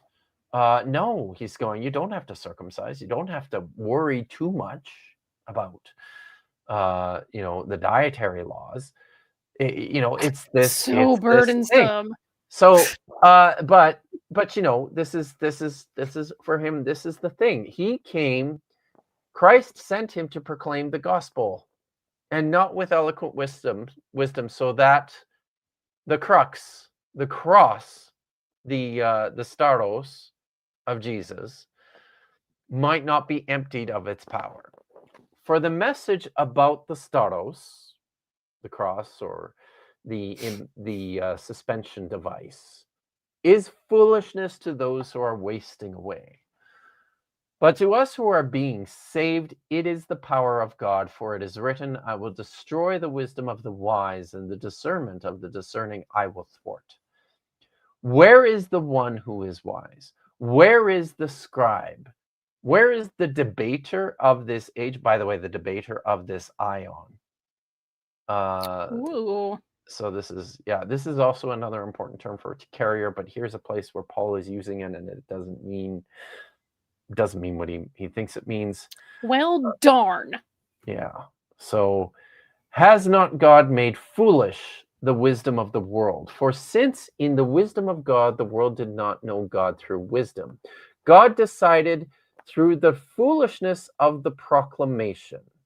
The proclamation is the evangelion, the good news, the gospel, to save those who believe. For Jews demand signs, semeia is the Greek word there, and Greeks pursue wisdom. But we proclaim Christ strung up, Christ crucified. It is an affront to Jews and foolishness to Gentiles. But to those who are the called, both Jews and Greeks, Christ is the power of God and the wisdom of God. For God's foolishness is wiser than human wisdom, and God's weakness is stronger than human strength. So I think there's a critical point here for Paul. This whole idea of Christ being strung up, of Christ being crucified, is an affront. It is literally a where's the word there? It's a scandalon. It's a scandal. Scandalo. It's a scandal. It is a scandal to the Jews. Why? Why? Why? Why? Why? Sorry. Perpetually meme-brained. I think this is critical. It's a scandal. Because bringing someone up and leaving him there is cursed. The land is cursed. Like, how are you going to say the Messiah is a curse? Like, what are you even talking about, Paul? What are you on, man? Also, if you're crucifying someone in space, Richard Carrier, how is that a scandal? That it doesn't matter. How are you even going to just? Because it's not going to defile the land. It's just that's just out in the heavens somewhere. Right. Yeah, doesn't matter. So that does not fit. Now, Carrier wants to make the claim. He does so in his book. He says when he treats this particular text, he says that because the scandal here is that it's the curse. It is the curse of hanging someone alive to execute them, that the Romans do, that we no longer do, we being Jewish, for this reason, because there's no guarantee that you're going to be able to get them off in order to stop the curse from being enacted and defiling the land. You have to get them off. Now, I know there are open questions as to whether or not this is something that always happened, whether or not the Romans actually cared enough to allow the Jewish rulers in Palestine to remove the bodies and bury them in order to avoid affecting the curse. But it didn't change the fact that they were very concerned about this. Even the Gospels make a point to try to be like, they totally rushed to get his body down before sundown, guys. They like made it happen. It was down to the wire. Yeah. So that is the conventional understanding. That is the way that every reader of this text has understood this text since the beginning of reading. What Carrier wants to do with this is to say that actually the stumbling block or the scandal or the obstruction or the affront to Jews was not the curse. It was that they had no evidence that this happened because it happened in outer space and no one saw it because look, Jews look for semeia. They look for the Hebrew word vish here is oat. Oh, they look for an oat. Yeah. Heavenly signs, supernatural signs. They're looking for signs. We're dealing with an apocalyptic worldview. We're dealing with an Yeah, man. apocalyptic context Yeah. here. And within this apocalyptic context, very importantly, and here's another place that Carrier utterly fails. Signs are not evidence in the way that you think they are.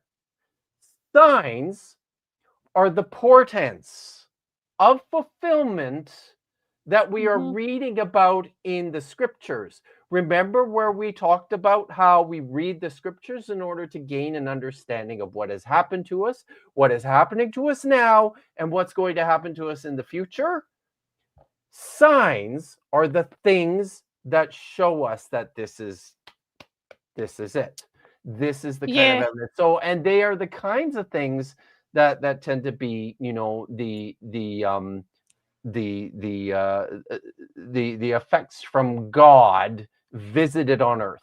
Famously, Josephus, in the last book of the Jewish War, includes this long section of what happened in the last 40 years up to the time of the destruction of the temple, in which there is a repetition of all these portents, one after the other, after the other, after the other, all these signs, which are fulfillments of the scriptures, which show that something is going to happen here soon. I mean, and then it happens. That's extremely intrinsic to apocalypticism, and it also echoes the first chapter of Genesis. Like, it's talking about the Ma'orot in the Rakia of the heavens, and it says that they're going to be Le'otot and Ulmeodim, signs and appointed times. Yeah. Ul Yamim and days and Vishunaim, or Shanim, whatever. Years, days and years. It's like they're there to mark stuff that's happening or gonna happen or coming back around again to happen. That's where you look for the otot. You know what I mean?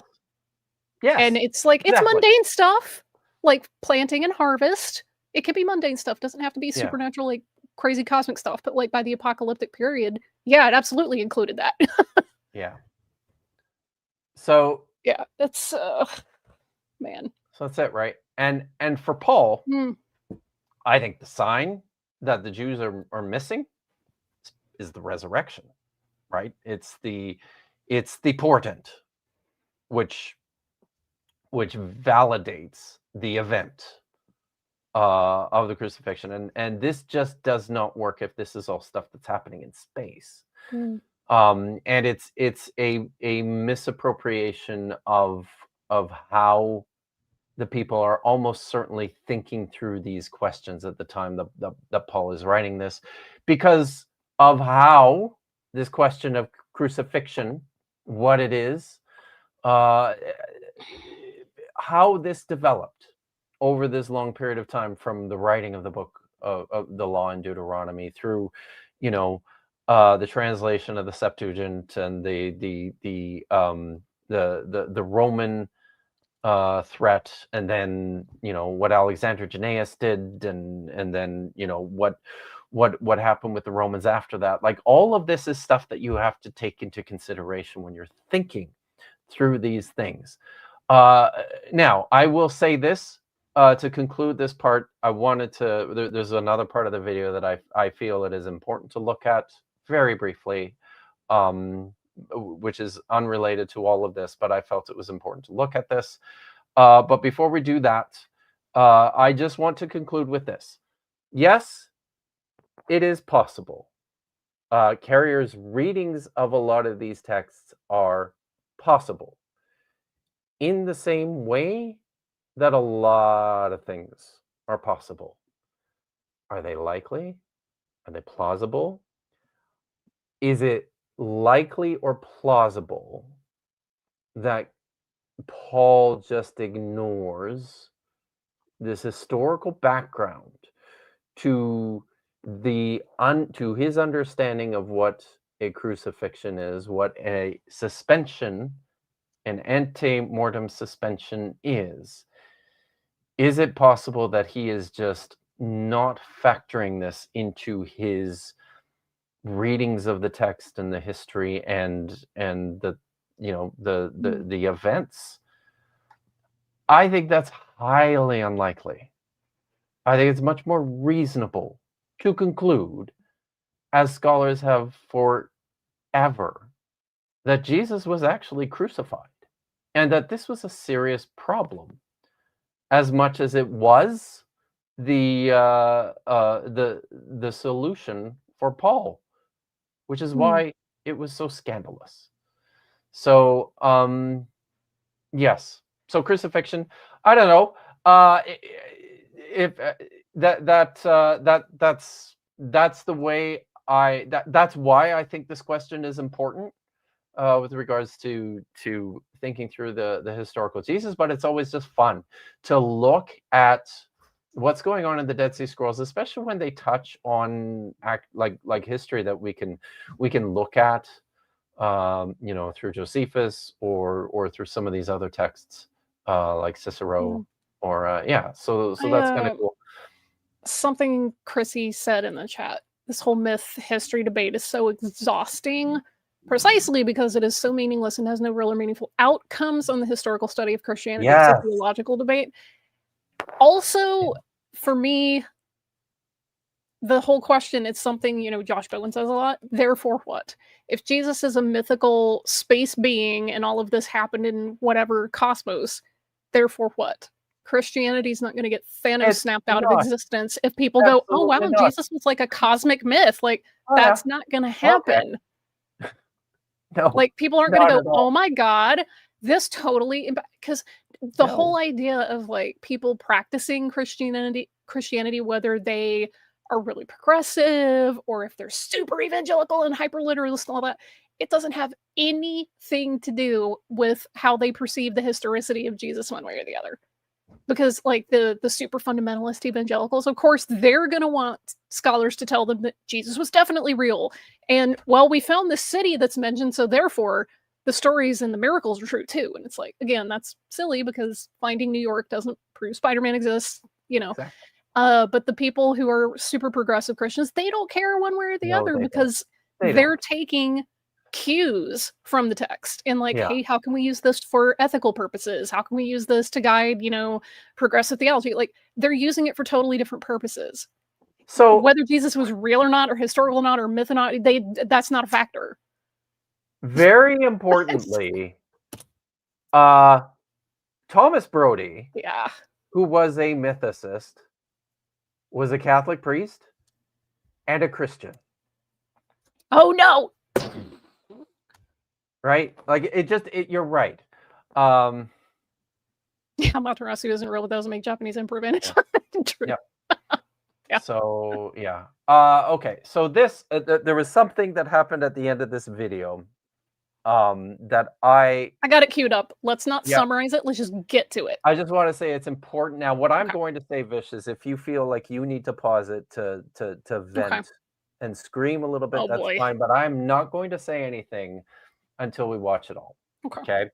Yeah. So and to this point, like the fundamentalist, again, they absolutely do presume that Jesus was real, and also that the things that we can support historically somehow therefore prove miracles, which doesn't follow. So their usage of the text and Jesus's supposed historicity or whatever, they're using that to a different end than someone on the opposite end of the And I think I'll also point out, Jay, that that an historical appraisal of this question of the development of Christianity over the last 2,000 years just demonstrates that even if all of this is shown to be a myth, they're going to pivot and adjust and adapt. That is the absolutely. It's not the death knell. It is not the death knell. It won't have any real. I mean, there will be effects. It will cause change. It won't make it disappear. Yeah. So Religion for Breakfast just put out a video on this. He was talking about failed rapture predictions. People go in for like the social community and the support network. So yeah, you failed a prophecy, whatever. It was just a test anyway, and you just move on. Like, and Lieutenant Matt the Navigator, again for 5, Of course, proving Jesus was not but a myth will cause Christianity to cease to exist, just like radiometric dating made young Earth creationists disappear. Exactly. Yeah. They just Now, find a way to account for it. They don't. this is and I get what you're saying here. We're just assuming they'd believe anyways. Most people would tell you if you proved he wasn't real, they'd no longer believe. I don't assume they're lying, and neither do I, but I also think that when Yeah. that crisis occurs, people don't always follow through on what they say now. So Yeah, I mean, it people does don't. history. I just keep going back to this, Jay. We have so much information about what happens to religious movements in history, and it all says the same thing. Yeah, I have no people- reason to think people that would adjust. suddenly change if again with Okay. Christianity, right? But okay, so here Alright, I let's- included this because this is Richard Carrier went on a weird rant about early Judaism here. I'm going to try to get through this quickly because I need to make dinner and also prep for Yep. shot. So Okay. let's do this. I do want to harken back to my I guess reductio ad absurdum on the gospel authors, you know, being taught in pagan schools and then not being able to make shit up. It seems rather crazy to me and rather ridiculous that the essential claim here is that these people that believed in a magical Jew resurrection that absolved all sins that were magically placed on human beings because a woman had a fruit salad thousands of years ago, and now God's pissed at all of us, therefore couldn't believe that demons were doing things in the heavens, like in a physical way, Right. and demons were like, yeah. I mean, I feel like the entire history of Christianity and Judaism kind of undercuts this whole idea of, oh, it's ridiculous to think they thought that demons were doing this in the sky. Yeah. Are you Yeah. sure? Yeah. They thought that all the time. But I know it's pedantic, but I do at least. I'll give him credit for saying fruit and not apple because that irritates me. But I mean, I'll give him credit for that. But also, it wasn't a salad. She just ate it. Doesn't tell you how she prepared it. So that's pedantic. I get it. But also, that's some bold claims and weird flattening there, John. But anyway, I'm bracing myself. you're right. There is a I guess there might be like a trend or a psychology. So like if you actually like were to admit the kinds of weird ass fucked up things first century Jews and Christians believed, it's fucking tinfoil hat wackadoo crazy fucking shit. Right? Like the way they thought the world worked, the way they thought cosmology was, what they thought was up in the sky, what they thought was on the moon, how they thought everything worked is fucking crazy. Like fucking crazy. No one cares, Richard. You're not being asked to follow it. You don't live in that time period. And the vast majority of these people don't believe that crazy shit anyway. What does it matter? There are people right now, a lot more than I think should be around personally, that think all ancient cultures that weren't like a certain specific region of Europe couldn't have built their own monuments and it was actually taught to them by aliens. That's crazy shit. Oh no, so what? Like his value judgment doesn't really have any bearing on anything. It's kind of pathetic, but I guess I'll let him cook. I'm not sure what he's getting at. But that's just how they thought it was. Like that's their normal mode of assumption. It's like if you have the lizard people theory, the people today who think the alien lizards live inside Hillary Clinton or whatever, and rule the world. Which, by the way, the lizard thing, you can blame a washed up soccer player for that one. He specifies that it's Jews mostly. Just letting people know that. Like imagine if that was the mainstream view. Like literally just everybody just fucking assumed that. Like it was just normal. Like you would think they were bunkers, but it's just normal. It's the culture, right? And that's the thing is. There's a gajillion people following QAnon right now that are trying to do gematria for real life shit. That's crazy. There are people who think microchips will fit in vaccines and get into your body through a needle. Like, don't worry about it. That's crazy shit. Okay? There are people who think that you can drink bleach and cure diseases. And I'm like, you can drink bleach once. So that's crazy shit. Therefore what? I don't know what he's getting at with this. I'm just like, okay, people believe crazy shit. And back then they were fucking bonkers. Like how they thought the world worked, why they thought blood atonement magic worked. Like it's crazy. You read Hebrews 9, it's fucking crazy shit. Like it's wackadoo. It's worse than Heaven's Gate. Like Heaven's Gate cult was like logical compared to like the Hebrew. Does he know anything about the Heaven's Gate cult? Because I do, and the whole Bo and Pete thing, it is quite literally insane. So I'm not sure if that's the only cult that he can think of that's really weird, but committing mass suicide so that you can go hitch a ride on a comet is pretty fucking crazy. Like actual death cult. And by the way, the Heaven's Gate website is still up and it's still maintained by active members of the movement. So not all of them went into the cosmic transit system, so to speak. And it kind of still looks like it was made in the 90s too, which is quaint, but also kind of sad. Yeah, that's all right, man. And no, but to admit that is too like scary / insulting. Also, this is all coming from a guy who believes in the cosmic sperm bank, so I don't think he can throw stones from that glass house, but maybe that's just my own opinion. To modern Christians, and so if you have Christian peers you don't want to piss off, you don't want to admit that they were fucking lunatics, right? Like he doesn't care about pissing Christians off whether they're his colleagues or not. Like, spoiler alert, he likes being a contrarian, and he likes accusing all Christian scholars of having biases that they cannot set aside if they're even aware of them. So, my man, what are you doing?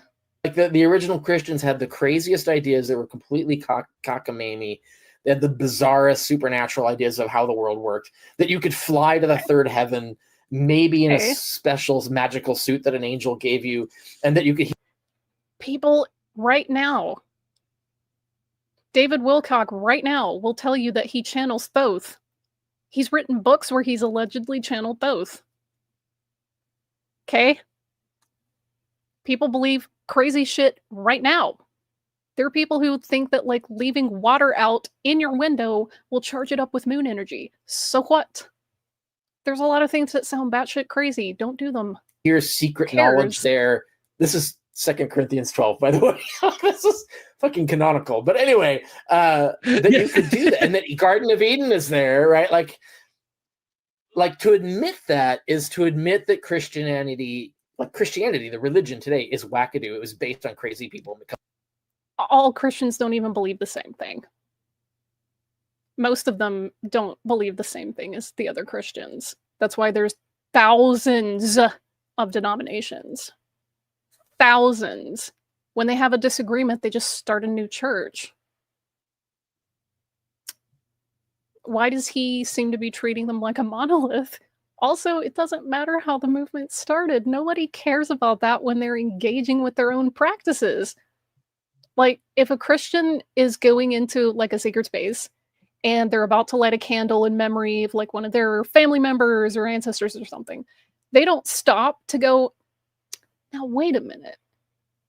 Did this tradition come about organically as part of like a cultural milieu in the Greco-Roman Empire? Like, should I really be doing this? Is this like part of my cultural heritage? Like, do I even think that souls can be like connected to? Like, they don't care. They're not doing this when they go in to engage with their own practices. Does he know why people do rituals and join these kinds of like social groups or religious groups? Does he care? Or is he just like, as an outsider, is he going, oh, they're stupid beliefs, stupid? Like, what? Man, what is he doing? I kind of see why you're like, this guy's crazy going ideas. off. Living in a completely superstitious, wackadoo worldview. People are still superstitious, Richard. Go to a sports game. Pick any sports game and start asking people if they're wearing their lucky jersey or if they have a game day ritual. Sports are pretty mundane. People are still superstitious about that. Does he... I'm cool. This is so bizarre to me. That's scary for people to admit, much less like your fellow peers, Christians will be pissed off if you admit that. So there's a tendency to anachronistically assume that everybody in the first century was like a super rational, Newtonian scientist and like understood how the world worked and stuff.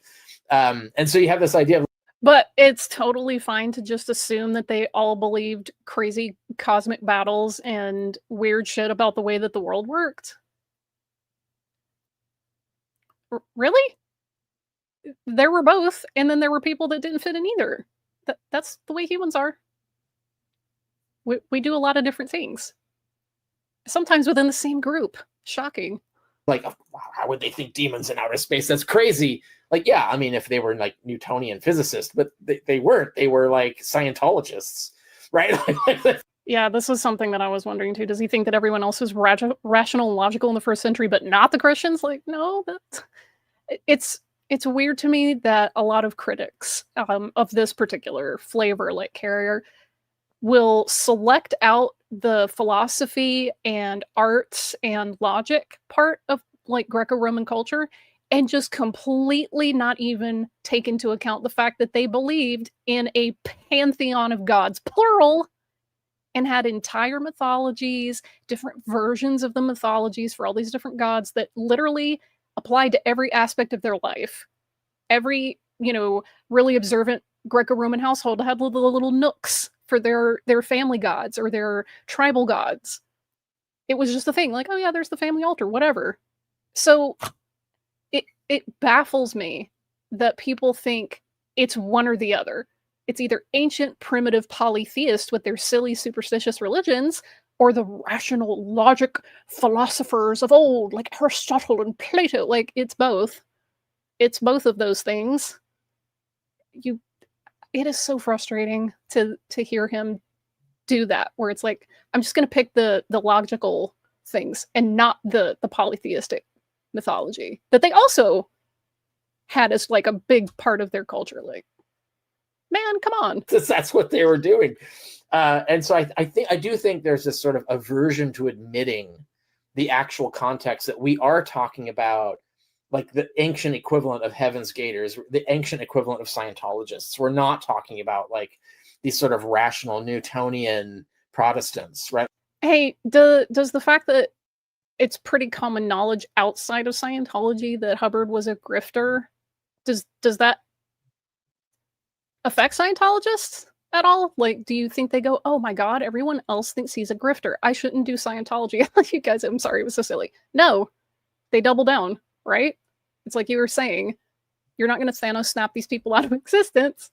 Scientology's adjustment to this is when they hear criticisms, they just label that a suppressive person, and then they ignore them and cut them off and just move on. So it's so interesting to me that he's trying to bring up Scientology, because that is something we watched happen in real time. And like, yeah, their numbers have diminished quite a lot in the last few decades, but it's not because people are going, hey, did you know that Hubbard was like super into like the Golden Dawn flavor of like weirdo Western metaphysics and magic before he went into sci-fi writing? Do you know he ran off with, Jack Parsons' girl and then fled and basically lived out his life at sea like a fugitive? They don't care. That's not why they're engaging in Scientology. Good grief. Poor Jack Parsons. He got so far into his magic practice only for Aleister Crowley to be like pathetic and then completely write him off. That had to hurt. Poor dude. Like that's not what was happening. And so if that's what you think was happening, you're never going to understand the origins of Christianity. You just never will. But I think there is a social sort of political pressure to not go there and not realize that that's how it works. Okay. Well, then who's the belief police? Excuse me, sir. Could you tell me what thoughts are in your head right now? I need to check them and see if they fit our social political milieu. Confess them. Are you done? Yeah, it's just silly. All right. So, That was just silly. before I got a little bit on the end here, but that right. will be quick. Before we get to that, I just have to say something. I honestly, I think I'm just gonna pull this down for a minute. The best way I can say this is fuck you, Richard. Yeah. Like, seriously. Hi, horse. Fuck Get off it. you. To call yourself an historian and then to take this kind of jaded and Smug. uncritical, smug approach to doing history. So Richard Carrier thinks that everyone is conspiring against him to keep him out of the guild, and that's why he can't get a fair hearing for his ideas in the academy. Have you looked in the mirror? He's like a main character energy. Like, seriously. Yeah. Yeah. Really? You're going to say this shit and then wonder why people don't want to engage with you? People in the field who have dedicated their lives out of a love of antiquity for these topics and subjects, you're going to wonder why they don't want to engage with you. Like, I am beyond words at how astonishingly unreflective this man is. How he is so incapable of seeing how myopic his approach to ancient history actually is. One of the things that the reviewers who rejected his most recent book said in their peer review study, or sorry, in their review of his in their peer review reports, was that that Carrier does not grasp. He clearly misunderstands early Judaism, the early Jewish milieu behind the emergence of Christianity. There you go. Point made. And this is why no one should take this man seriously. This is not a serious person who talks like this about his supposed academic work. Plus, it is not. I remember one of the first days in undergrad. We were in like a major specific class, one of the first ones.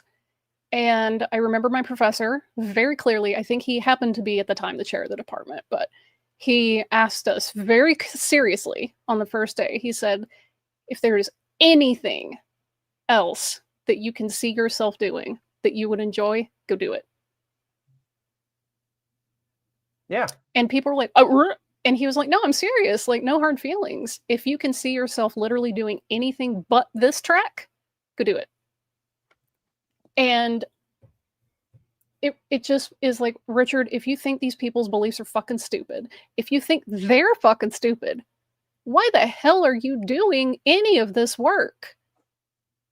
And this is one of those things about historians and scholars, is they're not just studying it to like fill their brain with cool facts.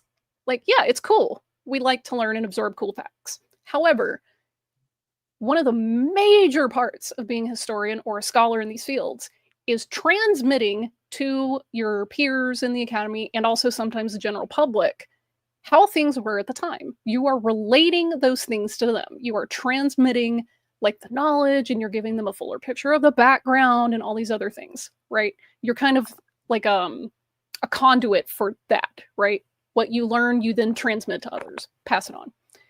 And one of the most profound, simple things from one of my favorite actors, Walton Goggins, he said, you know, one of the reasons that he's so good at what he does, that he is so committed and does such natural performance, whatever, he said, I don't judge the character. I don't judge them. All I do is try to bring them to life for other people. Because it's not your job to pass judgment on the things that you're relating to other people.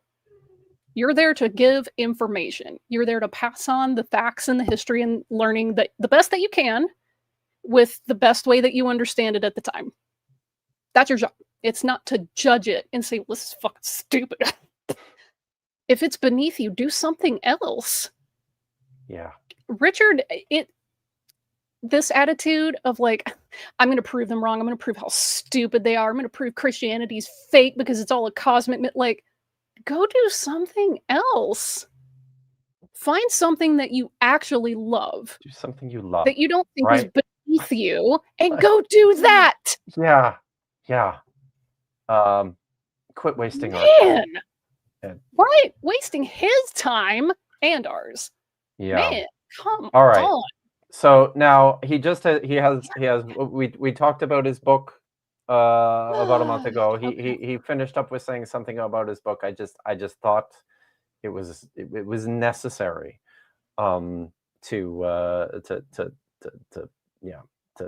to make sure that we touch on this. So. For anybody that doesn't know, we're actually currently in the process of recording Obsolete Paradigm, the audiobook. Casey's the voice for it, and I'm editing it up. I've almost got the first chapter done, which I know I've been incredibly busy, but I plan on booking it here in the next month. We've got 5 chapters recorded. I just got to get off my ass and edit it. But I'm gonna have Obsolete Paradigm memorized, I feel. But it is so far, it is an awesome book, and I can't wait for it to come out. Now, I'm very happy with it. I have to say, because I'm also doing the final proofs to send to the printer, and so I'm like reading that, and I'm like, yeah, okay, this is really well written. I'm really happy with this. And it has a lot of really golden information. Like, it really does move the ball forward. Really, because the reviews that you out loud told people were that it contributes nothing to the field. No. Yeah. If that was a review on work that I did, I would crawl under a rock and die. For him to get that review, publicly tell people about it, and then say, oh no, my work moves the ball forward. Girl.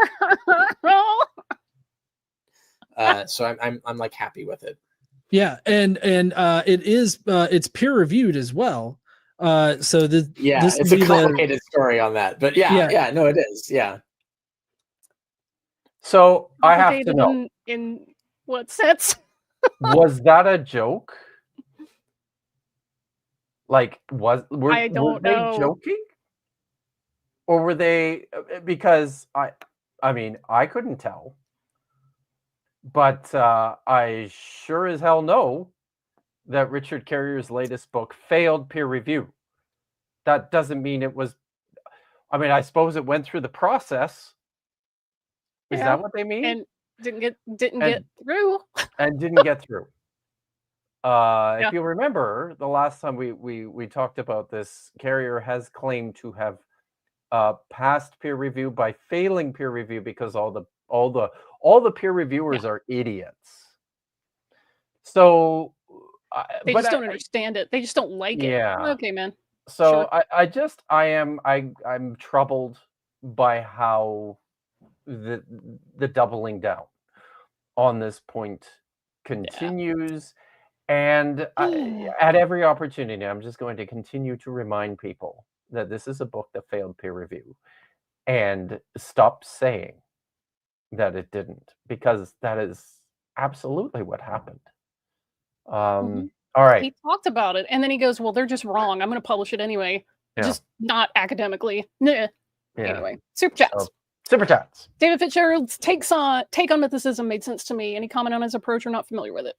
David Fitzgerald is not an historian. he is just parroting things that Richard Carrier has written for a more popular audience, and it's riddled with problems, most of which, when Fitzgerald approaches this question of the existence of Jesus, he is doing what a lot of mythicists do, which is taking the heavily theologized, mythicized gospel version of Jesus and saying, well, this is obvious nonsense, which is basically what critical scholars are doing.